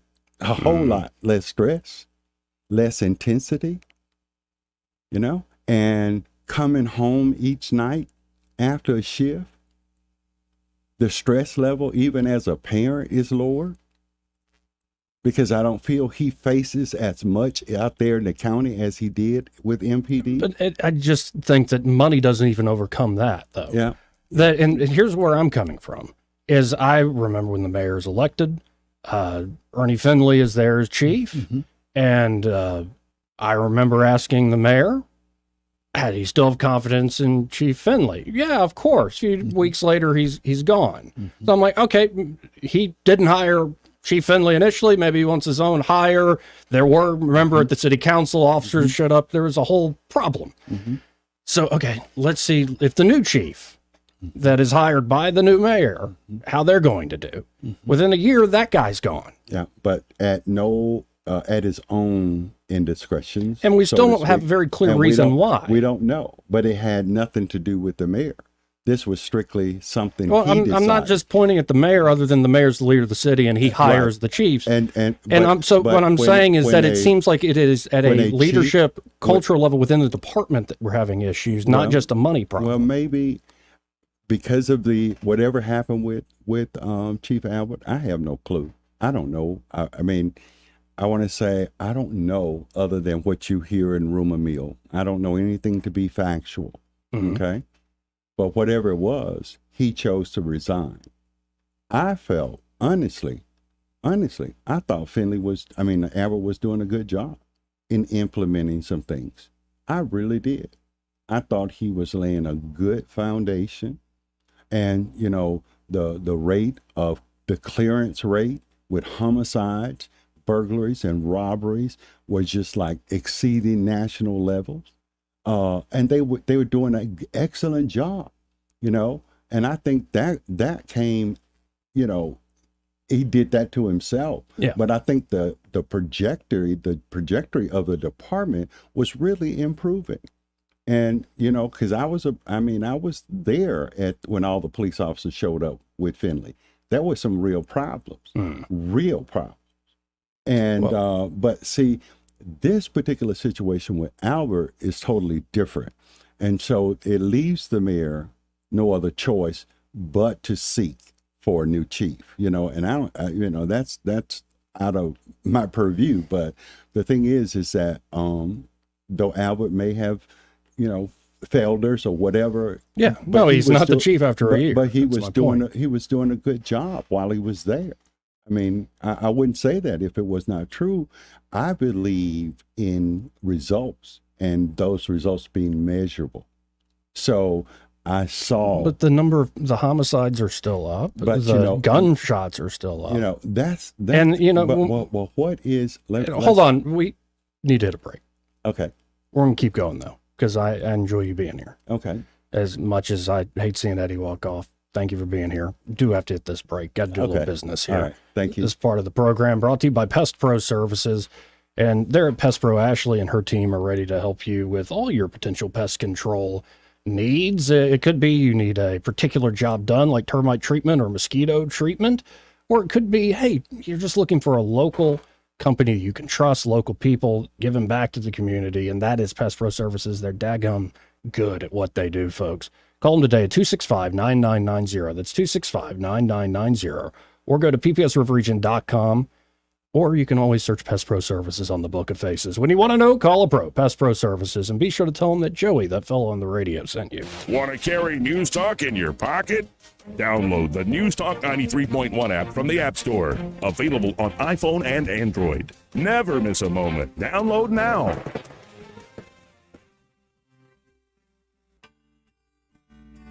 What's your biggest investment?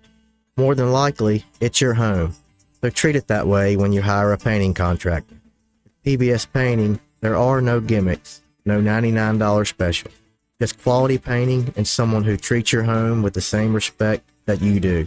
At PBS Painting, we have been painting for years and look forward to many more years to come. With PBS Painting, the job gets prepped properly, whether it's cleaning, scraping, or priming. We always use quality products, which is a must for a quality paint job. So if you're looking for a painter that doesn't need upfront money and is on the job at all times, then please give me a call. Scott Bowers and PBS Painting, 294-5122. That's PBS Painting, 294-5122. Look at some of our work on Facebook at PBS Painting Montgomery. Are you tired of the mainstream media's biased reporting? Do you want to stay informed on the news that really matters to you? Look no further than 1819 News. At 1819 News, we bring you the latest in Alabama news, politics, sports, culture, and more. We've assembled a team of journalists with Alabama values dedicated to the truth and the truth alone. Visit us at 1819news.com today. That's 1819news.com. Subscribe to our newsletter. Honest News, Alabama Values.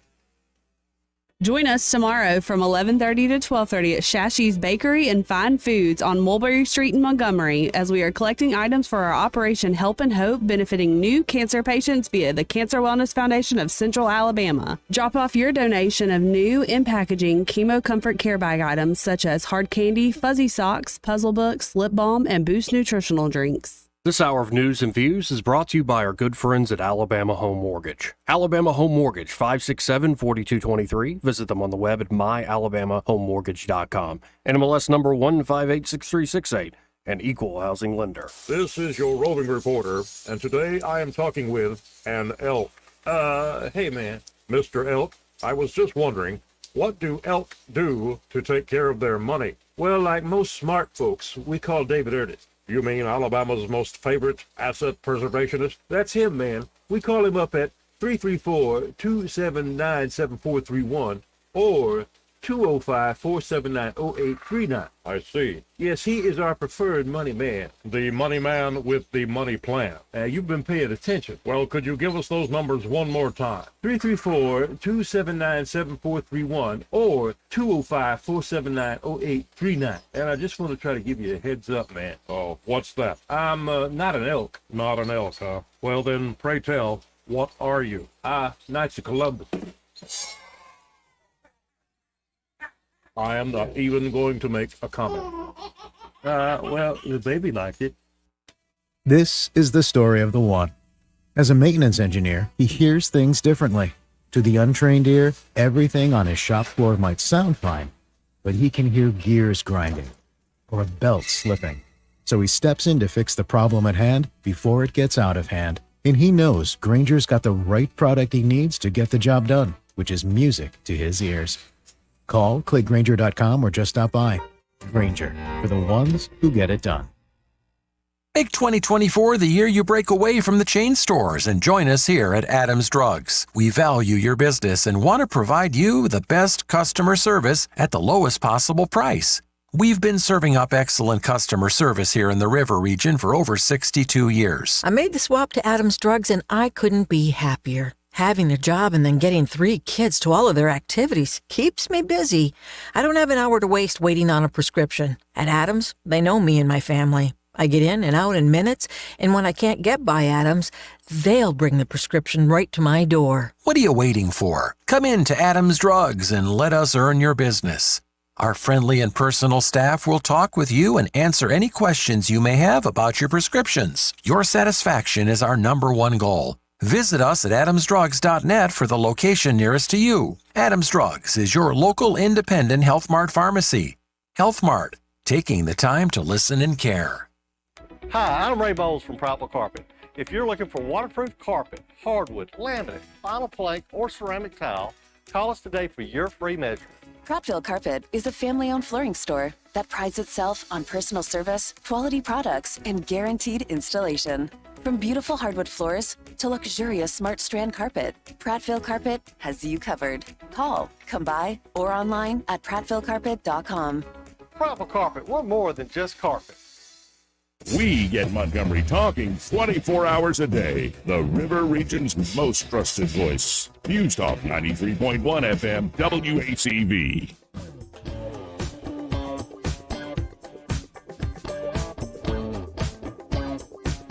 Joey Clark. Welcome back. This is part of the program brought to you by Montgomery Men's Health, and they're at Montgomery Men's Health. Well, they can help you men out.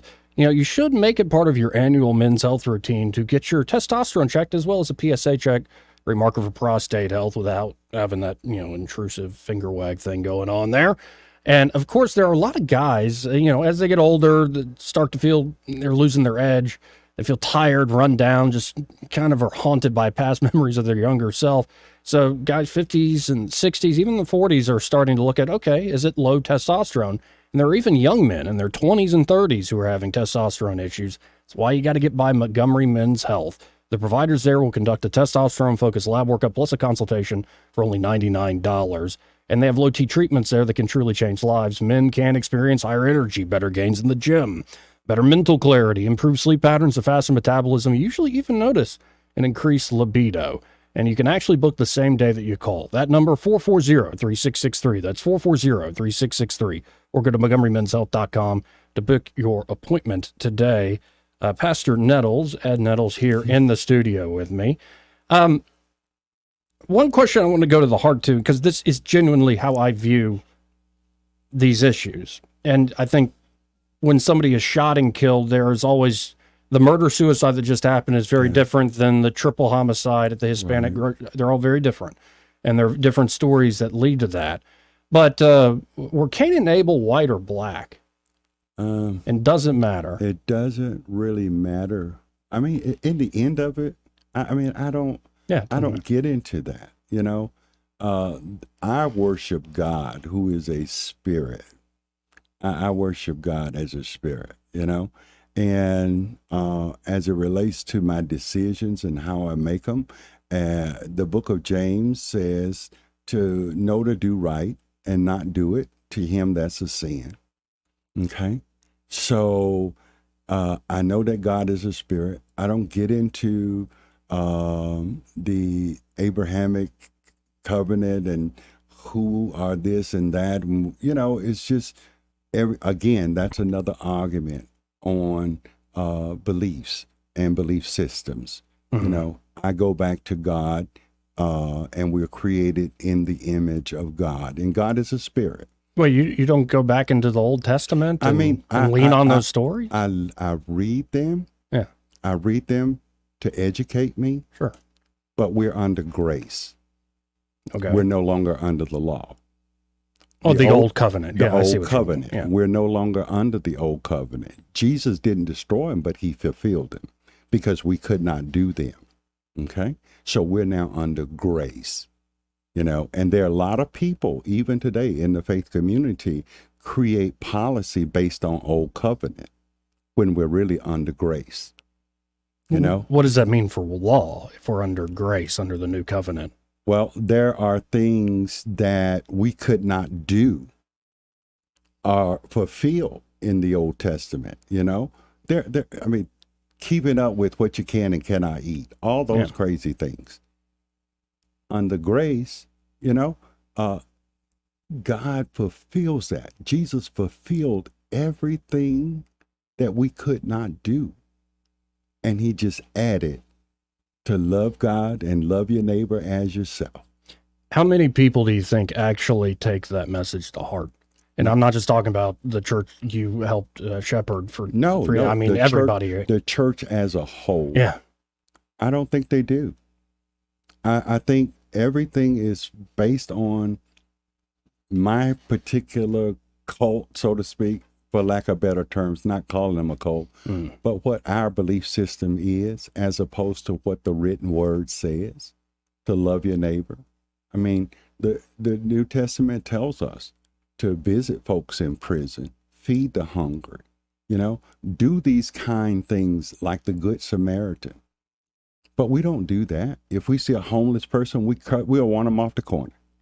No, we want them gone. We want them gone. But Jesus says the poor you will have with you always. But we as Christians, we support getting rid of the homeless folks. We're to love everybody. Everybody is redeemable, regardless of what they've done in their past. I mean, the most violent person can ask for forgiveness according to Scripture and be forgiven and enter into heaven, regardless, and that's unmerited favor from a God that I think all of us love and really need to understand the true teachings of Jesus, not what some denomination says, but actually what the written word says. Love your neighbor as yourself. You're not going to mistreat your neighbor. You're not going to mistreat yourself.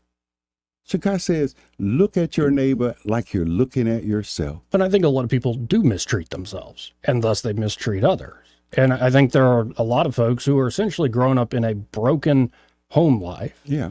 And their models, as we were talking about off air, are not, they are more akin to Cain being a model as opposed to Jesus. Right. And that is often the way of the world. And I guess where I look at this is like, I see these stories and they remind me of stories that have been happening across this globe for thousands of years. You're exactly and right. There have been many instances where people get out of those situations. That's right. And I'm just wondering, like, at a certain point, it doesn't seem like we can argue over politics and that's going to continue for sure. Right. But it comes down to like, I think we need to expect more of people. Right. And we have to eliminate ourselves of generational curses. Sure. Things that have always been okay in our family. And you see it in the next generation. At some point, somebody's going to have to stand up and say, hey, I'm tired of this. We got to stop this, and we can't continue allowing this to destroy our family for many generations to come. Sure. At some point, people are going to have to stand firm and be accountable for their actions and their spoken words. And I was just thinking, like, I'm sure you've met in working with some of them, gang members, where you realize I can lead them. I can't make this person choose the good. It's going to have to be their choice. And that's exactly right, Joey. My model is the same model that God uses. It is with love and kindness have I drawn thee. So when I go out and show them something they haven't seen before, a love, a real love, a true love, not someone trying to make money off them or pimp them to get money from some organization, but to show them real love and what real love feels like coming from a man. Yeah. A hug from a man to say, I love you. And there are tons of young men in this community right now that have strong families, strong jobs, and they learn how to hug their sons and say it's okay to tell your son, I love you, look him in the eye and say, I love you, making it, and that's where it becomes transformative, where you can see the impact of shared love onto other people. And we need more of that. Just genuine love. I'm accepting you just as you are. I'm not here to judge you. All of us have shortcomings, but let's find a place where we can walk together in agreement and move forward for the better good of all in the community.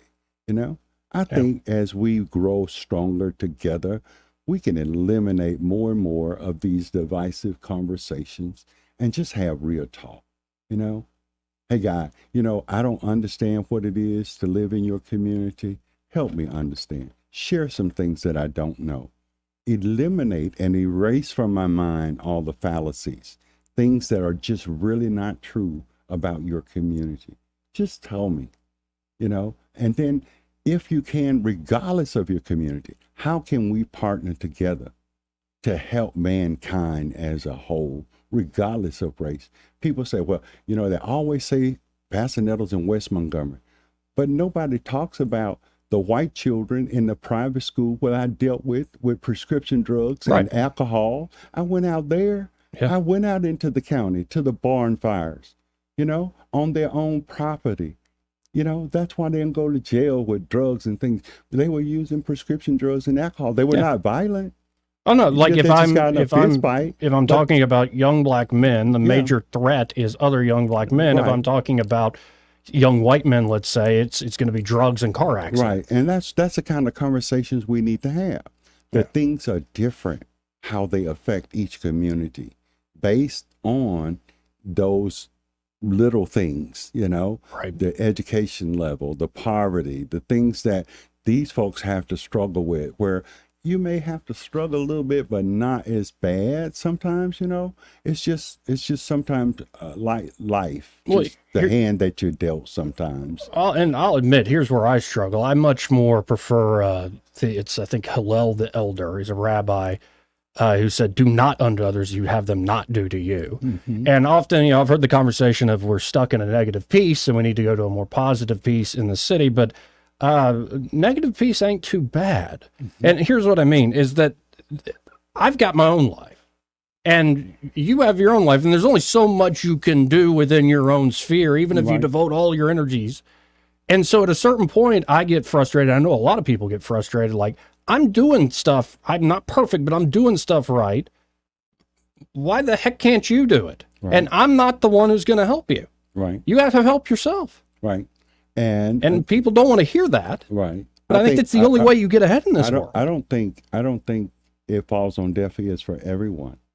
Again, we can't put the whole, whatever it is, the saying, but it's only a select few that are out here doing what they're doing. Yes. It's not the whole community. And we're able to identify. It's just a matter of us coming up with a plan of how do we get to them. There's several things we have to talk about. I mean, because back in the day when they dropped out of school, they dropped out because they could not read.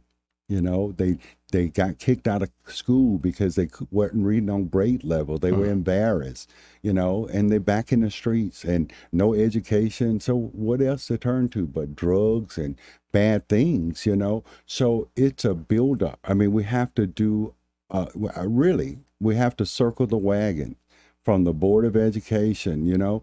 I heard something where the Dr. Brown wanted to do 9th grade academies to in Montgomery public school systems to acclimate 9th graders into the senior high school level, and because that's when the grades started counting, and wanted to give them their own principal to just watch them. And then the school board go crazy and say, no, we never heard that, blah blah. But that's why you hire someone like a Dr. Brown. We'll come in, bring new initiatives, try to get these kids to stay in school so they don't turn to a life of drugs, a life of crime. That's my prayer at the end of the day, is that they begin to, lock them down in school. Education is going to be the key to get them out of the rut that they're in. And the parents, making sure the parents, if they're not educated, trying to get them into a GD program or a training program or something to change the trajectory of their lives. It don't have to be that way in a lot of cases. We can do something if we just sit down and just talk and say, hey, let's try these things for a better path forward for all of Montgomery, all of our children, all of those that we love. I think we can do that. Well, and then also, and you mentioned it earlier there, and I've got it at my top of the hour break. Do you have more time? Yeah. Okay. You mentioned earlier, there's some guys, usually women too, but there's some guys, some men that just are no damn good, and they choose to be that way. That's right. And I feel like some of the issue is we aren't giving the folks who are doing right the room to breathe away from the guys who really are hell-bent on, being hell-bent. Right. And they feel some kind of way because they're always lumped in. Yeah. When they start speaking, they got to go on the defensive. I'm a good father, because people in the conversation group them in and make them a part of deadbeat dads. There's just some folks that are just no good, period. Well, I do have to hit this top hour break. This entire second hour brought to you by Alabama Home Mortgage. And there at Alabama Home Mortgage, Kim Williams and her team are ready to help you with, that mortgage of yours. It could be you're looking to buy a home, and they can help you from pre-approval all the way to closing day. Or it could be you're looking to refinance. Now, if you have equity built up in your home and you have a mountain of credit card debt on your back, a refinance deal can really help you get on a more sound financial footing. But it doesn't have to be that you're stuck and under debt and need to consolidate it. It could be, hey, I just want to rearrange my finances using the money I've built up in my home. And there are a lot of different reasons. It's literally your money. And if you're a veteran, you need to take advantage of the VA home loan programs if you haven't through Alabama Home Mortgage. They're home loan certified, VA home loan certified, know the latest with the VA programs, and they can help you take advantage of those benefits you earn through your service. So call up Alabama Home Mortgage today. That number 567-4223. That's 567-4223. Or you can always visit them on the web at myalabamahomemortgage.com. There is a difference in mortgage companies. Let Kim and Madeline prove that to you today. NMLS number 158638, an equal housing lender. Broadcasting from the Riverside Chevrolet Master Control Center, this is WACV Cusada, News Talk 93.1 FM. When it's Chevy, it's Riverside. With SRN News, I'm John Scott. A long-running heat wave gripping the U.S. after causing deaths and shattering records in the West over the weekend. Hot temperatures predicted again in the West as well as in parts of the East Coast and the South. A visitor to Death Valley National Park died from heat exposure. Another person hospitalized as the temperature there reached 128 degrees this weekend. Closing arguments set to begin in the bribery trial of New York Senator Bob Menendez. Columbia University removing 3 administrators from their positions and will keep them on indefinite leave after finding that text messages they exchanged during a campus discussion about Jewish life touched on ancient anti-Semitic tropes. On Wall Street, the Dow 42 points in the red, but the Nasdaq is ahead, 43 points. This is SRN News. Government debt is now exploding by an unprecedented $1 trillion every 90 days. Think of that. It's a clear sign that our nation's finances are spinning out of control, and it's putting the savings of every one of you at risk. Hello, I'm Lance Wallnow, a news analyst and best-selling author and an evangelical leader. I'm deeply concerned about the impact this runaway debt is going to have on Christians like you who have worked hard to build your own nest egg for your family. To protect your financial future in these uncertain times, you need to diversify with something tangible and proven, like physical gold. That's why I recommend a gold IRA. To learn more, text FAITH to the number 989898, and my friends at Birch Gold Group will rush you a free info kit on how to move your IRA or 401k to physical precious metals, tax and penalty free. So don't wait. Just text the word FAITH to 989898 to get your free info kit on gold IRAs. Birch Gold Group is the only company I trust. There's no obligation. So text FAITH to 989898, and I pray this information helps you achieve prosperity and peace of mind. The Rich Thomas Weather Network, brought to you by Alabama Wholesale Lumber. Alabama Wholesale Lumber, the best quality building materials in the river region for decades. From common builds to special orders and local delivery. Call Alabama Wholesale Lumber. Well, hi, everybody. As Burrow continues to assault Texas today, our weather will be unaffected. It's a routine forecast as we start this new week, and it's going to sound very familiar. Heat, humidity high today around 95, heat index near the 105 danger range, scattered hit-or-miss storms, especially in the afternoon and evening hours, each day right on through the end of the week. The low tonight in the muggy mid-70s. We'll be in the mid-90s tomorrow. In fact, mid-90s look good just about every day right on through Friday with triple-digit heat indices. From the Blue Water Weather Center, this is Rich Thomas. Do you have big plans this summer? Dive into summer with an ASE Credit Union vacation loan. Whether you've got a trip coming up, projects at home, or just need a little extra cash, we've got you covered. So don't put your plans on hold. Visit yourasecu.com or stop by and see us today. Hey guys, are you looking for a professional and reliable tree service company in the Montgomery and surrounding areas? Well, check out the folks at Tree Masters. It's a name you know and trust. From pruning to full tree removal, they'll even help you remove your shrubs. They service all of Central Alabama, including Lake Martin and Lake Jordan. Call them for a free quote today at 334-676-3638. That's 334-676-3638. Tree Masters. Let's go right to the phones, folks, and let's talk to Michael Cohen of Cohen's Electronics and Appliances. Hey, Michael, how'd the 4th of July go for you? It was wonderful. It was kind of like a week that had 2 Fridays. It was kind of cool. Yeah, exactly. Confusing, but cool. Yeah, I did feel a little out of sorts. It's like, wait, I got to actually work today. If you call talking for 3 hours work. How's it going there at Cohen's? People stopping by? Yeah, it's been a good day. Heard a lot of stories about how they grilled all their different types of meat on their grills.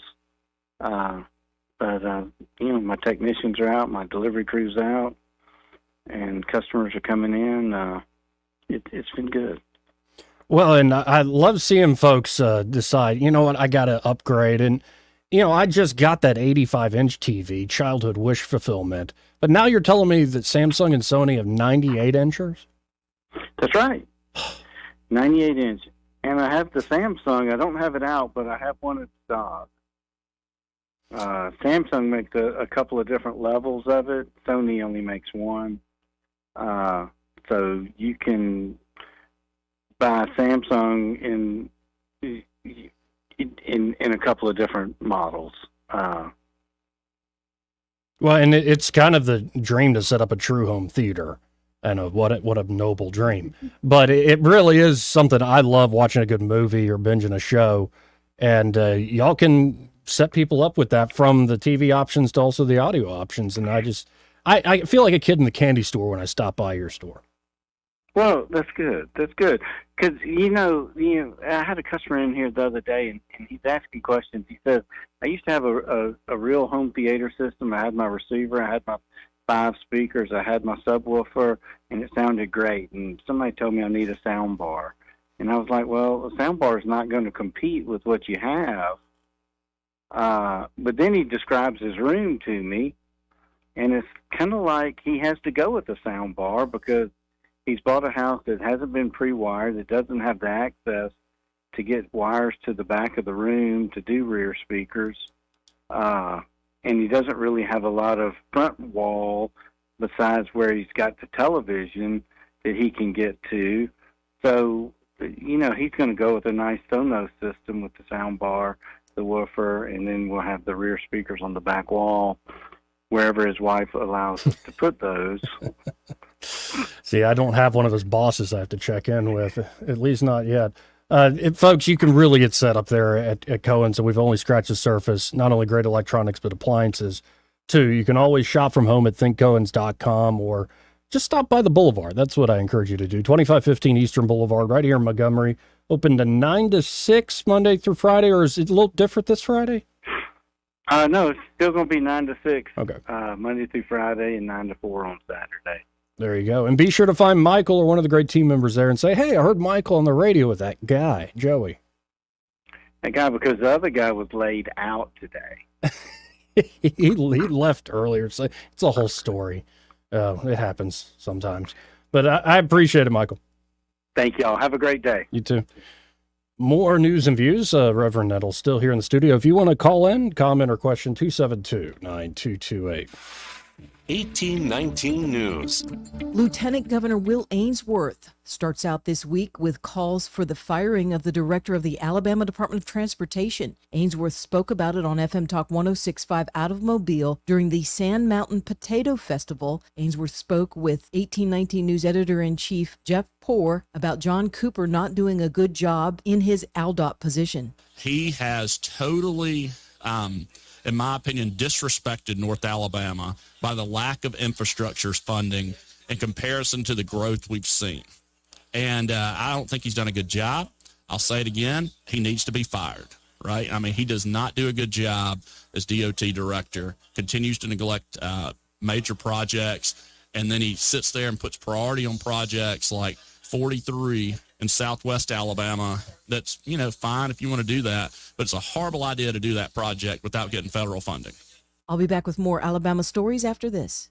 I'm Amy Beth Schaefer with Alabama Unfiltered Radio, and when I need the news and I need it fast, I turn to Andrea Tice and the Daily Detail. On my way in, it is the most convenient, best way for me to digest what's going on so that I can use it for our show. She tells you what's going on in Alabama that day first and fast. So listen to the Daily Detail with Andrea Tice. Don't miss out. The Daily Detail is available wherever podcasts are found. Very tragic news out of Arab, Alabama. The Satterfield family gave an update on Sunday regarding their 2-year-old daughter, Violet, who was found in a pool last week and had to be hospitalized. Rebecca Satterfield says that the 2 brain death exams had bad results, and the family is now preparing to say goodbye to their little girl. I'm Andrea Tice. For more news affecting Alabamians, go to 1819news.com. And while you're there, subscribe to the daily newsletter. This hour of News and Views is brought to you by our good friends at Cole Plumbing, 279-8919. Cole Plumbing is number 1 in the number 2 business. You don't have to dig a hole. They have proprietary pipelining technology. Ask them about their tankless water heaters. Remember, when you have trouble with your bowl, call on Cole. The views and opinions of the following program are solely those of the host and other contributors. These do not necessarily represent those of Liberty Acquisitions 825, Blue Water Broadcasting, its management, staff, or any advertisers.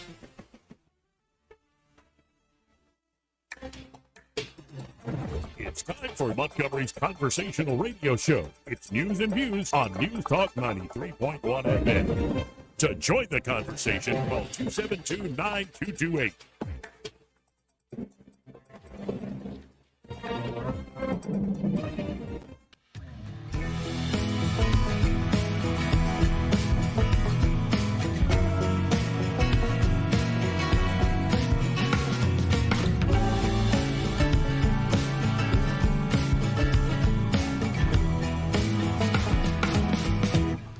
Joey Clark.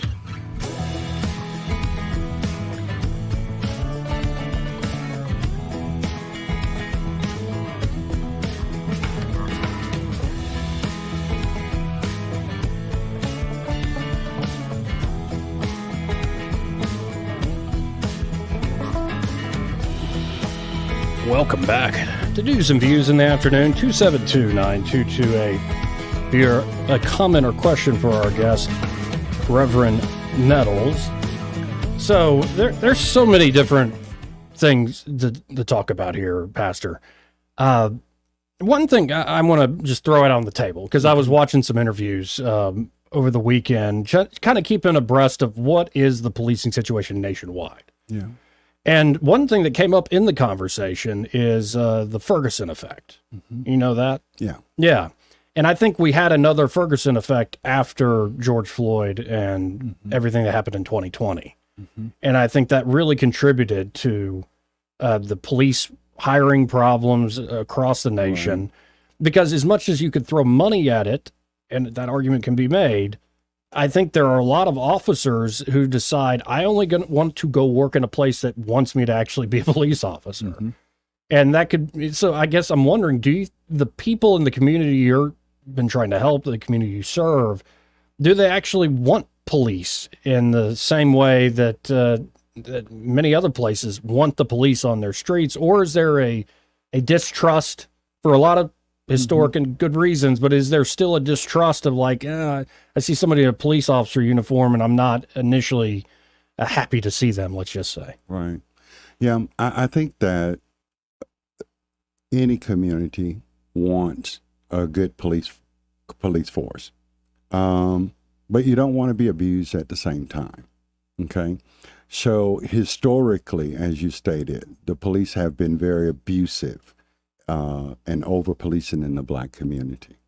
As I just shared earlier, during my time, there were a lot of young people who were taken advantage of.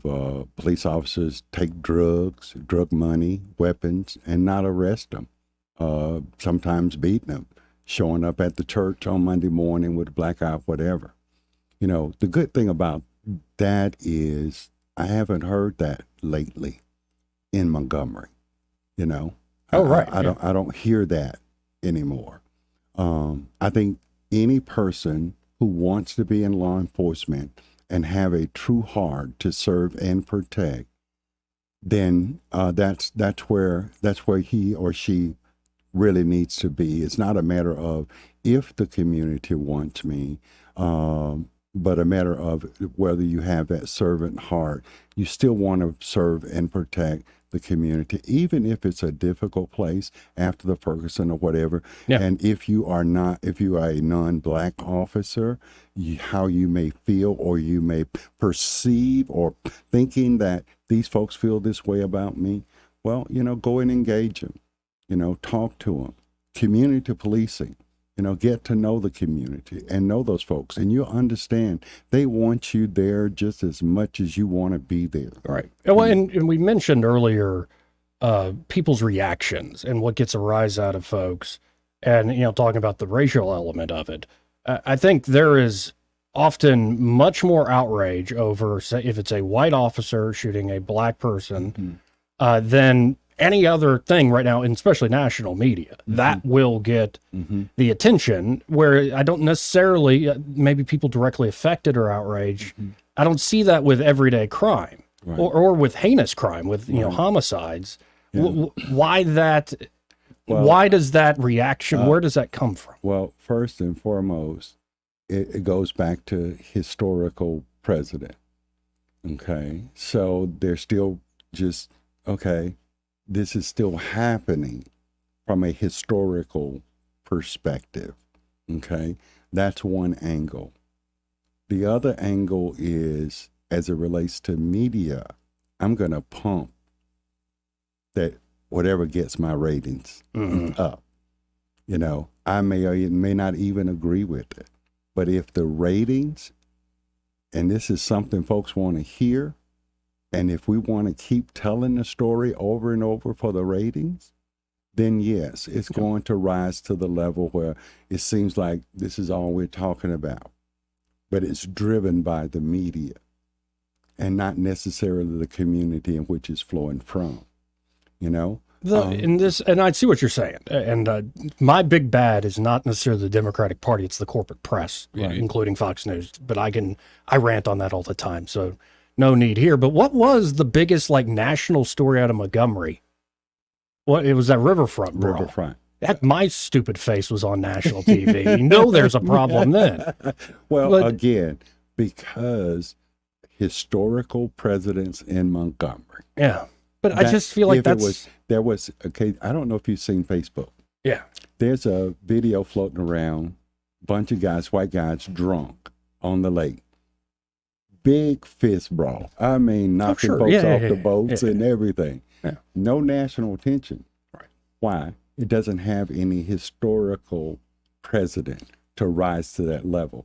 Well, Montgomery has a history behind it. And when there is an altercation such as the Riverfront, national media is going to blow it up because it has historical significance, and they want the world to see what is actually happening in Montgomery, Alabama. Back to what I was saying off the air, Montgomery, Alabama can speak to this nation with one voice, and this nation will listen.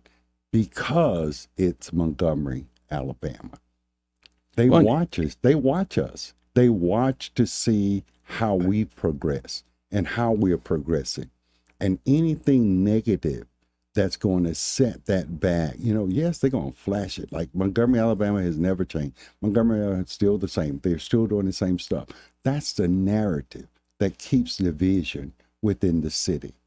It seems like to me that often the very real historical precedent you're talking about, it's an emphasis of more the negative and mapping the negative parts of that history onto modern day problems that I look at and go, there's just some two drunk a-holes and he shouldn't have picked a fight with the co-captain. But again, goes back to what I said, black and white. And just somebody's getting paid. Yeah, and that's true. Somebody's taking advantage of people by doing that. And I believe that wholeheartedly. I am not lying to you. Yeah. I believe that wholeheartedly. I think in my heart, and I mean, somebody may scream at me or throw bricks at me, but sometimes I think this stuff is profitable in some corners. Oh, yeah. You know, and there are instigators who are privately instigating these narratives for profit and making us be divided, causing us to be divided, don't want us together because it's profitable in some corners. You know, I believe that, Joey. I mean, I know some people are going to throw bricks and rocks at me for saying that, but I think some of it is just intentional to keep us from working together. Yeah. You know, seeds of discord to keep us from just seeing something for what it is. That's an apple. We can all agree that's an apple. You know, don't tell folks it looks like an apple, but it's really an orange, just to cause division and confusion. Well, and on this issue of it, not only is Montgomery, I think, obviously the birthplace of the civil rights movement, it is sort of the origin story of, say, modern progressivism. Yeah. And I think, and I've said this, and I don't necessarily mean to be provocative, but I know that it is. It seems to me something has gone wrong when we're trying to bend the arc of history towards justice, and it starts with Selma, and now we're seeing sex changes for kids. And like when I see Joe Biden trying to lump in everything to this same civil rights narrative, it seems like something has gone off the rails. And I'm not saying you shouldn't care for anybody who is different or maybe on the margins, but it doesn't seem like the same. I'm going to say this. It seems like a counterfeit of the original. I'm going to say this. People have a right to believe what they want to believe, but there are things that should not be included into the civil rights bill. Don't bring in other communities. This applies to a specific group of people for a specific reason and purpose. Right. Don't bring that in here. You know, do something different over here. I don't have anything against whatever people want to do with their body and the choices they make. That's up to them. They have a right. They have a free will. They can choose. But don't bring it under something that is so significant to a community as our civil rights. And don't apply it across the board to other groups and organizations to try to say, hey, we're inclusive of everybody. We'll deal with your other issues right at some other place and time under different legislation, but not this. I don't buy that at all. Now, it does seem like, too, the national narrative just keeps leading us astray. That, people keep saying all politics is local, but not really. Not anymore. All the energy's behind big presidential campaigns and national narrative wars. And I just wonder, I get frustrated in the sense that what if Montgomery or what if Alabama, but let's just focus on Montgomery, did something that was unexpected and great. Mm-hmm. And like I said, this is, to your point about one voice, that doesn't play into all the preconceived notions. I kind of like the idea of history didn't stop being made in the late 60s. Right. Like, we're still making history here, and here's how we can do it. And but I struggle in the sense that if, say and I've asked many people this question, and you'll probably look at me odd like everybody else, but say some like billionaire like Elon Musk comes along and goes, state of Alabama, I've got this project where I want people to build billion-dollar monuments that commemorate their people and what they stand for in their state. So if we had $1 billion to build a monument, seems wasteful, but that's the deal. What would, say, the state of Alabama build to reflect who it is? And I think the first thing that comes to my mind is a giant football with all the national championships. Yeah. But, I mean, where would you even begin that conversation with if we could build a monument to our people? Wow. That's pretty heavy.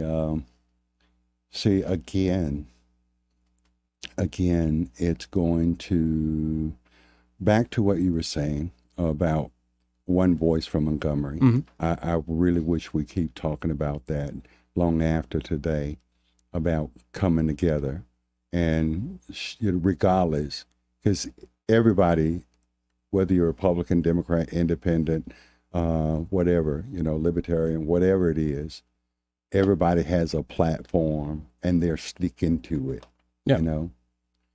but what happens in a city like Montgomery when we say we know what the national platform is, we know what the state platform is, we're going to dare to be different and do what's right by the people in Montgomery. Because we don't live in Oklahoma. We don't live in California. We're here in Montgomery. What can we do to speak to the nation that it's time for healing and moving forward? Burying some of those old things. Yeah. Because even as you asked me that question, honestly, the first thing with the current governor and the current leadership, and you ask me if Elon Musk say build a monument, I'm going to say it's going to be a Confederate soldier, a Confederate flag. That's just based on my experiences. Or not saying that it would be true. Right. But that's from your experience. That's just based on my experience and my age. Yeah. You know what I'm saying? And how old are you for folks who don't know? Ooh, I don't want them to know. No. Wait, No, 7 decades? 6 decades? No, I'm 64. I'll be 65 very shortly. But based on my experiences, some things about me has changed and progressed in my thinking, but I still think good of everybody, regardless of what your heritage is. Yeah. But I think that's the one thing, because, I read about people, what they have to say about Alabama in general. And they still think we are still in the 60s, in the civil rights era, and we still operate that way. Yeah. They still think that way. And so for me, that's where I would be, even after all of the great things that have been done in this state and by citizens of this state. For me and my experiences and where I'm at right now, I would think, it would have to be something with the Confederacy. And why did I say that? Because you have EJI here in Montgomery, and the governor of this state hasn't much as acknowledged that they exist or the work that they're doing. So we're still in that place, where we're still dealing with the pain of the past, right, and not willing to accept what was really history, So we have to get to a place where, hey, history was history. We can't change it. Nobody's trying to make you feel guilty. This is really what happened to us. Joey, I went to the cotton fields in the heat in August with a great aunt down in Lowndes County who lived in a slave cabin with no utilities. Our history is real. And I can't just deny speaking about my history because somebody says it makes them feel uncomfortable, but we gotta get past that. We gotta understand these things actually happen, and they did leave scars on people, and no one is trying to make somebody feel bad. I've never felt that from anyone who talk about African American history, that they're trying to make anybody feel bad. I think there is, I was about to say, I think there is a political trick to use the history, a particular telling of the history, as a cudgel in the modern day. Right. Because of this, we now need to do Medicare for all or something. Yeah. Fill in the blank with whatever policy. In fact, I look at, say, the Confederate monuments, a lot of that stuff, I think wasn't even reflective that much. It was people who were defeated trying to say, here's what we stand for. In my humble opinion, I was thinking about it a lot because of the new statue of MLK. People kept confusing with Danny Glover. That if MLK was alive today, or Robert E. Lee was alive today, I don't think they'd be impressed with the most of us. Right.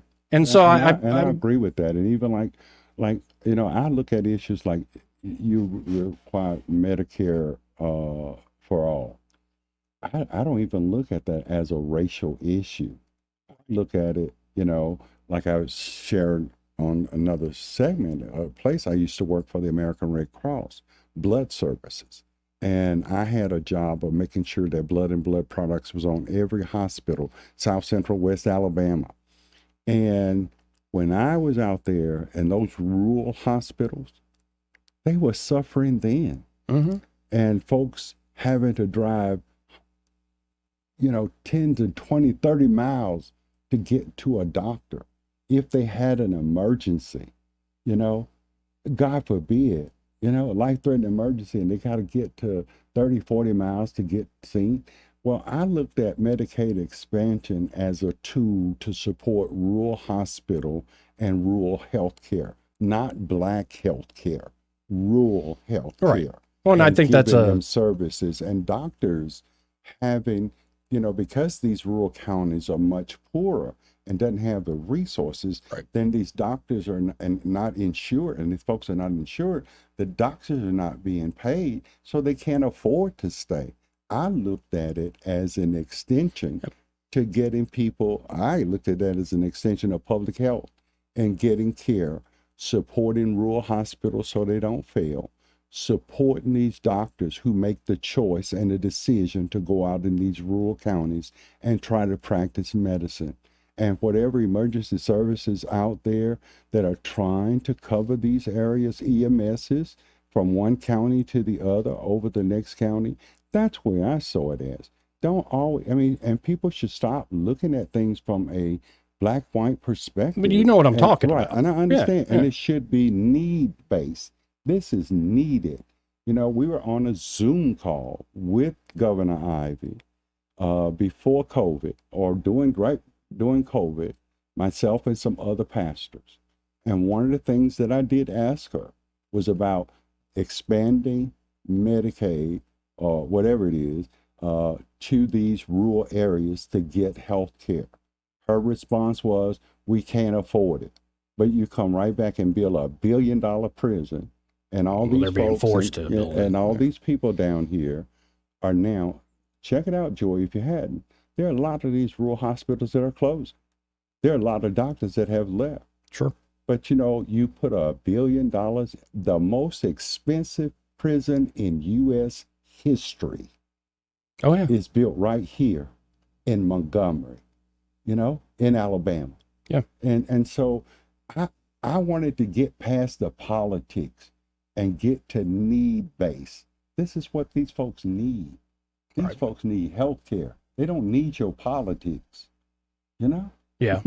No, I could have a long argument over the efficacy of Medicaid and how much that would actually help build out the rural system. Right. All the things, but it does, to me, seem like we get back to the monument discussion, and certain parts of the history are pulled out to make certain arguments in the modern day, and especially around election time. Like it will definitely be coming out.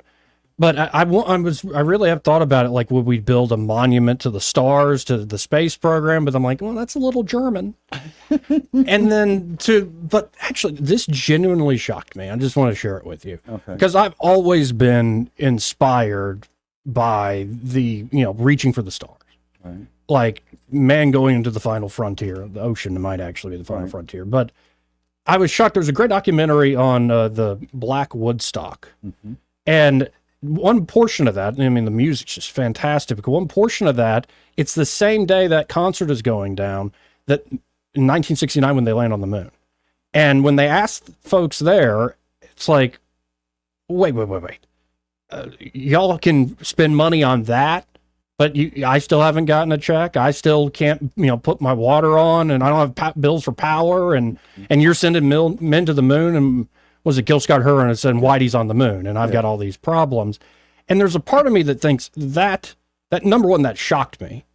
And part of me think that is, I see their point, but it's also an issue that there are certain things people can do, especially say reaching for the stars, that inspire everyone.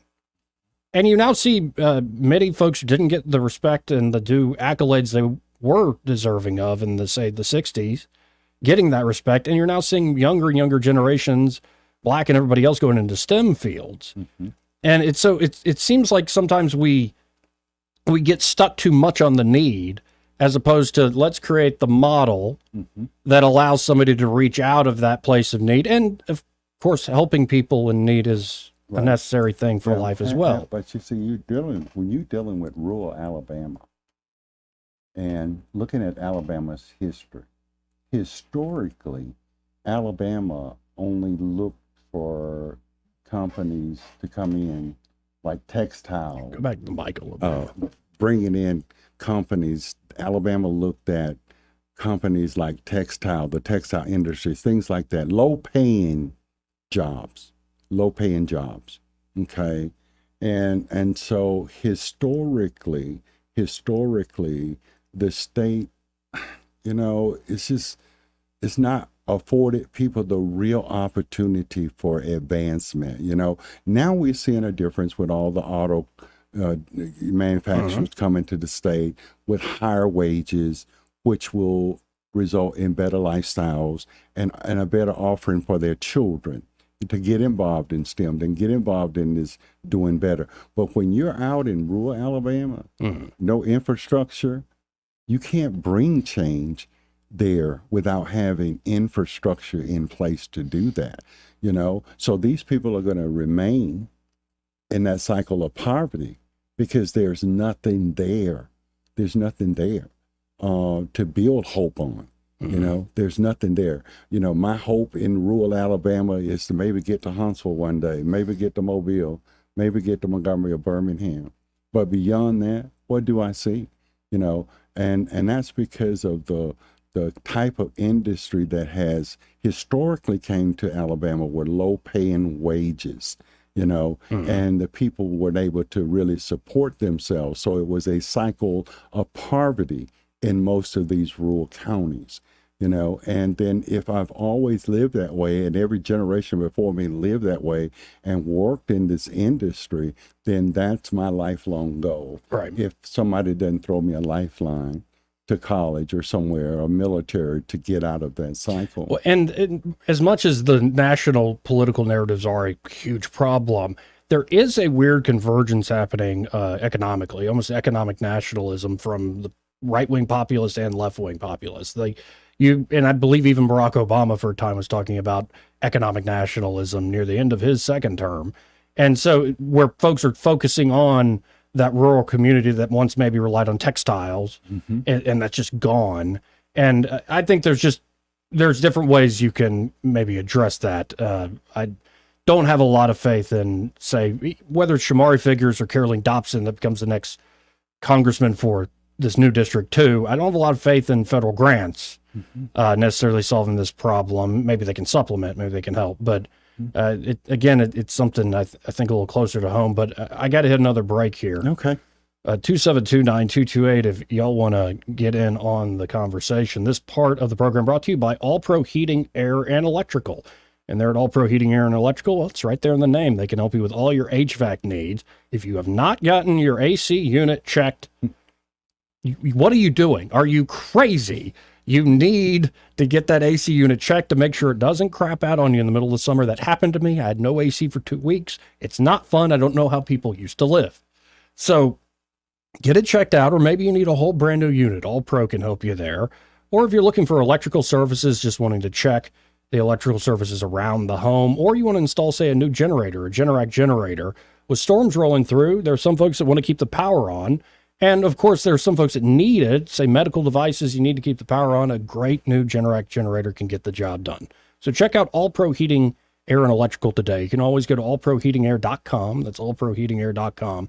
Or give them a call at 301-1961. That's 301-1961. And be sure to tell them, well, heard about him here on the radio from that Joey fella. He may not know whether he's coming or going, but whether you're going to work or coming home, Greg Budell is there. Mornings, 6 till 9, and afternoons, 3 till 6. Only on News Talk 93.1 FM, WACV. Hi, this is Bo Goodson from the Goodson Group and an update on the real estate market in the River region. Sales of homes for the last 5 months will top 1,900 homes. Even though sales are slightly lower, the average sales price is still climbing. First-home home buyers comprise over 34% of all sales, with no slowdown in sight for them. We now have more homes on the market in all price ranges, which gives buyers more choices than they've had in over 2 years. Some helpful suggestions for today's home buyer would be: 1. Work with a local lender for your loan approval. 2. List 3 must-haves for your new home and seek to find properties to match your needs. 3, work with an experienced and knowledgeable real estate agent to help you with your search, your showings, and receive advice on offers and negotiations. 4, always use a licensed recommended home inspector when you find the home you choose. For all the details, call Bo Goodson at the Goodson Group at 221-2883 or 551-0225. Hi there, I'm Kim Williams with Alabama Home Mortgage. For years, I've been asking you to call me at Alabama Home Mortgage because there is a difference in mortgage companies. When you call Alabama Home Mortgage, from the moment we pick up the phone, you will hear the difference. We are passionate about what we do. To us, you're not just another applicant. When you call on us, you are trusting that we have your best interest at heart, and we do. We treat our customers like family, and that's why our customers turn into family, coming back to us time and time again. We know you have many options when it comes to mortgage financing, and we appreciate the opportunity to earn your business. We are excited to hear from you. Give Alabama Home Mortgage a call at 567-4223. That's 567-4223. Or visit us online at myalabamahomemortgage.com to complete an application on your time. Our passion is just one difference that sets us apart from the rest. It's not just a slogan. Call Alabama Home Mortgage because, folks, there is a difference in mortgage companies. NMLS 1586-368, Equal Housing Lender. For too long, Alabama's statewide news companies have shamed us for our conservative Christian values. Alabama deserves a news company that cherishes our culture, a company that isn't bought and paid for by the powers that be. 1819 News is that company. Run by Alabamians for Alabamians, 1819 News celebrates what is good and beautiful about our state while exposing those who work against our values in secret. Just go to 1819news.com to learn more. Subscribe to our newsletter. That's 1819news.com. Join us tomorrow from 11:30 to 12:30 at Shashy's Bakery and Fine Foods on Mulberry Street in Montgomery as we are collecting items for our Operation Help and Hope benefiting new cancer patients via the Cancer Wellness Foundation of Central Alabama. Drop off your donation of new in-packaging Chemo Comfort Care Bag items such as hard candy, fuzzy socks, puzzle books, lip balm, and Boost nutritional drinks. Did you know that 1 in every 3 people are expected to be diagnosed with cancer in their lifetime? 1 in 3. That is an astonishing statistic that impacts almost everyone. The Cancer Wellness Foundation of Alabama serves cancer patients in the River Region and gives help and hope to those who need assistance on the road to recovery. This is where we come in. Blue Water Broadcasting and Shashy's Bakery and Fine Foods asks you to join in our Operation Help and Hope. We are collecting items to go in Chemo Comfort Care Bags that are offered to all new cancer patients. Items we're collecting include new in-packaging fuzzy socks, Boost nutritional drinks, blankets, digital thermometers, hard candy, pill boxes, travel-size tissues, small hand sanitizers, lip balm, puzzle books, and pens. Bring your donation to Shashy's Bakery and Fine Foods on Mulberry Street in Montgomery. Shashy's Bakery and Fine Foods, serving all of your favorites for 32 years and counting. Donate what you can. Operation Help and Hope from Blue Water Broadcasting and Shashy's Bakery and Fine Foods. To find out how you can help, go to newstalk931.com. This hour of News and Views is brought to you by our good friends at Cole Plumbing, 279-8919. Cole Plumbing is number 1 in the number 2 business. You don't have to dig a hole. They have proprietary pipelining technology. Ask them about their tankless water heaters. Remember, when you have trouble with your bowl, call on Cole. Oh no, stomach issues again? Stomach issues? Who are you? Your pancreas. I could be the real reason for your diarrhea, gas, bloating, stomach pain, or loose oily stools. I thought it was my stomach. People often do, but any of these symptoms could mean having a condition called exocrine pancreatic insufficiency, or EPI. With EPI, the pancreas doesn't release enough enzymes to break down food, but EPI is manageable. Use the symptom checker on identifyepi.com and speak with your doctor. That's identifyepi.com. Sponsored by AbbVie. The Rich Thomas Weather Network is brought to you by Ernest Financial. If you're tired of losing your money in the stock market, call David Ernest, 334-279-7431. Ernest Financial, LLC. Well, hi, everybody. As Burrow continues to assault Texas today, our weather will be unaffected. It's a routine forecast as we start this new week, and it's going to sound very familiar. Heat, humidity high today around 95, heat index near the 105 danger range. Scattered hit-or-miss storms, especially in the afternoon and evening hours, each day right on through the end of the week.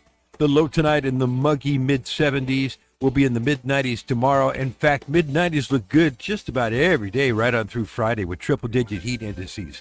From the Blue Water Weather Center, this is Rich Thomas.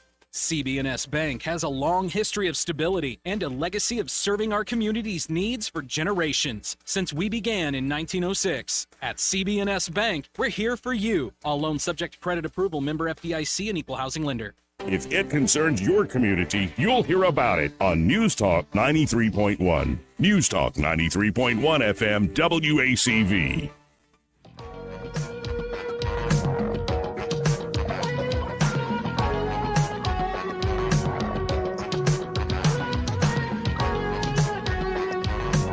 Joey Clark. Welcome back to News and Views in the afternoon. We have retired Reverend Nettles here in the studio, but I appreciate all the time. Yeah, can you hear it all there? Dadgummit. Try a different plug. It's on the face of the desk. Just try a different one. And technical difficulties, folks, because he needs headphones to go to the phones. Let's go to Paul. Hey, Paul, how you doing? I am well. Reverend Nettles, you probably recall about 16 years ago, I first came to Alabama, and I was on the Community Corrections Department as a director. Yes. Well, Paul, I just finished sharing with Joey that myself and Ellen Brooks and D.T. Marshall and Commissioner Dan Harris and Mr. Brown, we established the Montgomery County Community Correction Authority, and you were our first hire. And I have to state, Reverend Nettles, I appreciate you more than you can imagine for your voice of calm and your voice of reason and your ability to help shepherd our department through some really challenging times. And I think you're quite a figure in our community, and I thank you for it. Oh, you're welcome, Paul, and keep sending me my little inboxes. Thanks, Paul. Keep sending them to me, too. Appreciate it. Let's go to Barbara. Hey, Barbara, how are you? Good afternoon, Joey and Pastor. Good afternoon. First of all, I want to say that I feel like, and this is me, that you called Eddie and myself and a lot of the listeners a racist, which we're not. I am completely outraged at the black-on-black crime in Montgomery, and I don't even live in Montgomery. I don't like hearing about young people being killed, black or white or otherwise. And part of the problem is our young people are not made to be responsible for their actions, which they should be.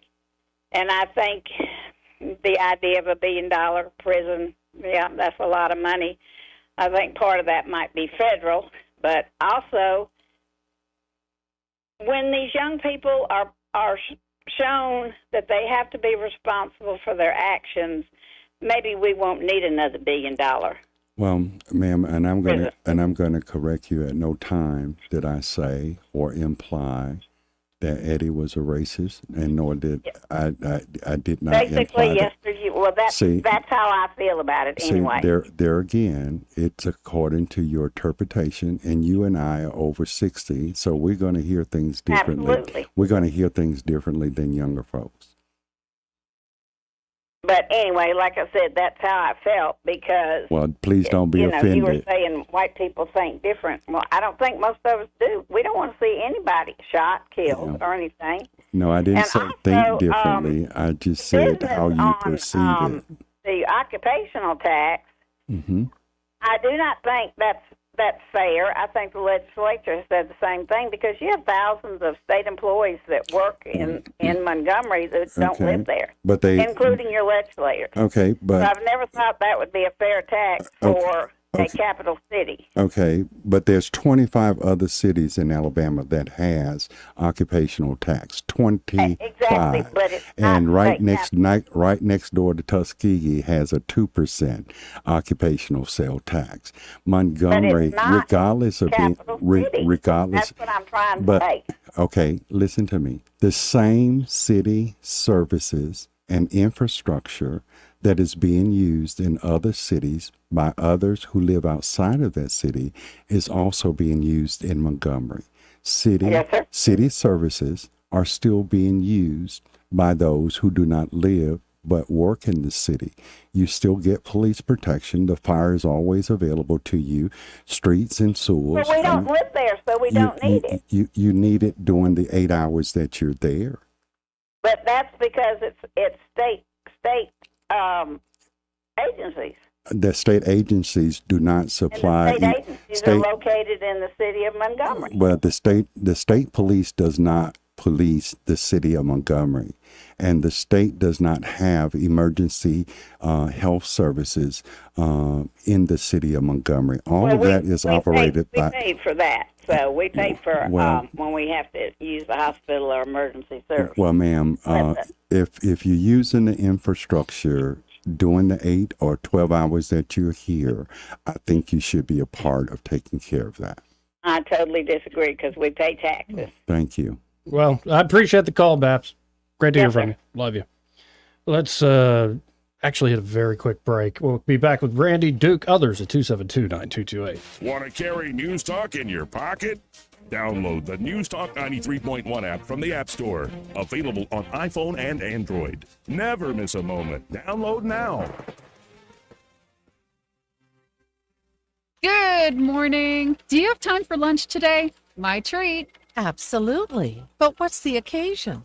I'm in love with the new 24/7 Express kiosk at Worth Cleaners. The kiosk is so easy to use, and I can drop off and pick up on my schedule. Thank you for sharing that tip with me. You're welcome. I'm happy to have my lunch buddy back. Have you tried the new Worth Cleaners 24/7 Express kiosk? This is the first service of its kind in Montgomery. Customers love the convenience of dropping off and picking up dry cleaning and laundry on their schedule, day or night, 365 days a year. Even if you've never used Worth Cleaners before, you can go to their location at 7825 Vaughn Road today and use their 24/7 Express kiosk. Instructions along with several descriptive photos are posted on the wall next to the kiosk to aid customers who are first-time users. Give it a try. Visit our Vaughn Road location or find Worth Cleaners on Facebook for more information. Your family's clothing is worth it. Listen up. Little Fish Tales is reopening its doors soon right on Deatsville Highway. We're talking breakfast and a meat and three buffet style with mouth-watering flavors. Start your day off right with Little Fish Tales breakfast menu. And come lunchtime, you can dive into the delectable meat and three options. Piled high plates of perfectly cooked fish, juicy chicken, or savory ribs, all paired with your choice of delicious sides. Keep listening for details on the reopening. Little Fish Tales, Deatsville Highway. This hour of News and Views is brought to you by our good friends at Cole Plumbing, 279-8919. Cole Plumbing is number one in the number two business. You don't have to dig a hole. They have proprietary pipelining technology. Ask them about their tankless water heaters. Remember, when you have trouble with your bowl, call on Cole. News and talk without the static. The River Region's most trusted voice. News Talk 93.1 FM WACV.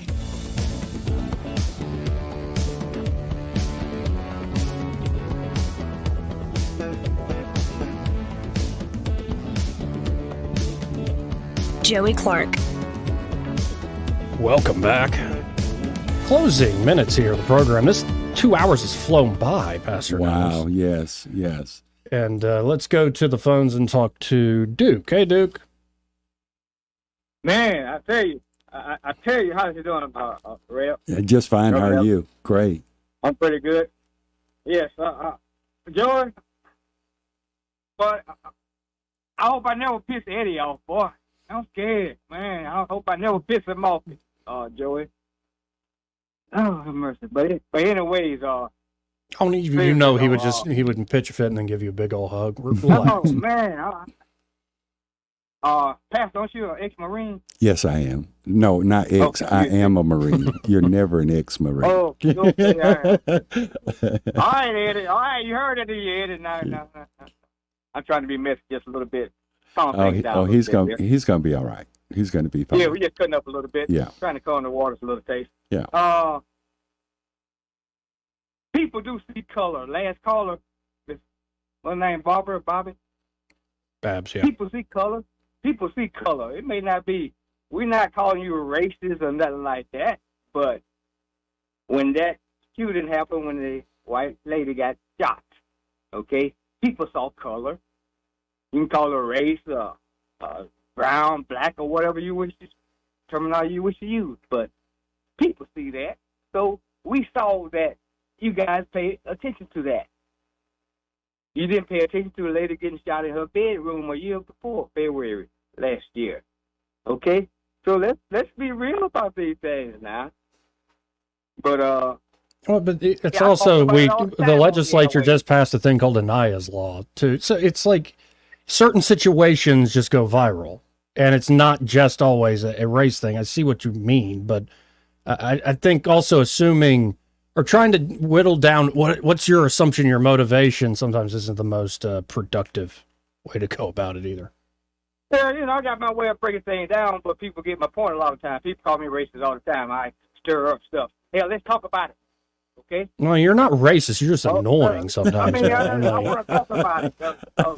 So, when people talk about, we got churches on every corner in Montgomery, don't we? Almost. Mm-hmm. On every corner. We got so many churches, but, as I hear the pastor talk, he speaks from his heart as a pastor and as a Christian. Okay? So, a lot of people sit on here and talk about how bad it is on that side of town. All we're saying, from my perspective, from what I've understood from the pastor, is all of us as one, we should get upset when any color get killed in the city. Okay? We should have to look at the fact that when I can't get my prescription drugs for pain sometimes because the white kids that mess that up. We don't want to talk about that, though, but I always go point out, those thugs over there messing up, but white kids messing up, too. Yeah, well, I appreciate the call, Duke. I got to run, though, man. Run out of time. And let's go to Randy. Hey, Randy, how you doing? Hey, guys. I didn't get your name, Pastor. I come in chimed in late listening to y'all's conversation. Ed Nettles. Nettles, N-E-A-D-O-W? No, Nettles, N as in Nancy. Oh, Nettles. Yes. No, I'm sorry. All right, but Pastor Nettles, I got a couple of quick questions. I know Joy's running out of time. Let's go back to the Medicaid. My question is, you're talking about the rural areas, Coastal City, and everything. The whole state for real. But my question is, what would you, if you may know, and you may just have to take a gander at it, what is percentage of blacks on Medicaid, Hispanics on Medicaid, and whites on Medicaid? Have you got any idea? Have you done your homework to know anything like that? So why are we concerned about race when there's a medical need? Why is it? I don't really care what the races are. I'm speaking in of need. So what does race has to do with Medicaid expansion? The Medicaid expansion, because it's all our tax dollars are going to. So back to race again. It's not race. You mentioned race. I did. Well, you were asking who were on Medicaid and all those kinds of things. Yeah, I'm curious. But what is the talk about it? But for what reason do you need to know that? Because the problem is that the black community is killing each other, and the young black community and some whites but not Mexicans or Hispanics won't work. That they'd rather do what they do. And so my tax dollars is going to women that don't take care of their kids, to let them run the streets like they want to, and they don't try to make themselves better. It's not a racial black or white or Hispanic thing. It's just that it's not a woe is me, Pastor. Is that the black community needs to get together with the black community and quit, making out like it's all about, the white people or whoever is deprived. And that just makes me sick. Now, I'll let you go. Thanks. I appreciate it, Randy. We're pretty much out of time here. I mean, we could all say that it's the corporate press, could we not? Yeah. Can we point to some scapegoat that isn't black or white, that's a real one, that's screwing everybody? That might be nice, but they just won't allow us. I always appreciate the time. Very generous with your time. And the conversations will continue. Thank you so much, Joey. And normally we'd be talking to Ray Bowles of Prattville Carpet, but time's run out. But y'all get by Prattville Carpet today, because they can help you with, of course, carpet, but any sort of resurfacing job that you need. Prattville Carpet has your back. They'll do a free in-home measurement, travel to you, measure the area, and then once you pick out the product you want to use to resurface, they'll know exactly how much it'll cost, how long the job will be, and they'll get it done. So call them up today, 285-8117. That's 285-8117. And be sure to tell Ray and the team there that Joey, that guy on the radio, sent you. Well, I'm out of time. Greg Budell with Happy Hour. He's next. Broadcasting from the Riverside Chevrolet Master Control Center, this is WACV Cusada, News Talk 93.1 FM. When it's Chevy, it's Riverside. With SRN News, I'm John Scott. Dozens of Russian missiles blasting cities across Ukraine, striking apartment buildings, and a large children's hospital in the capital. At least 31 people were killed, more than 150 people wounded. India's Prime Minister Narendra Modi has arrived in Moscow on a 2-day visit.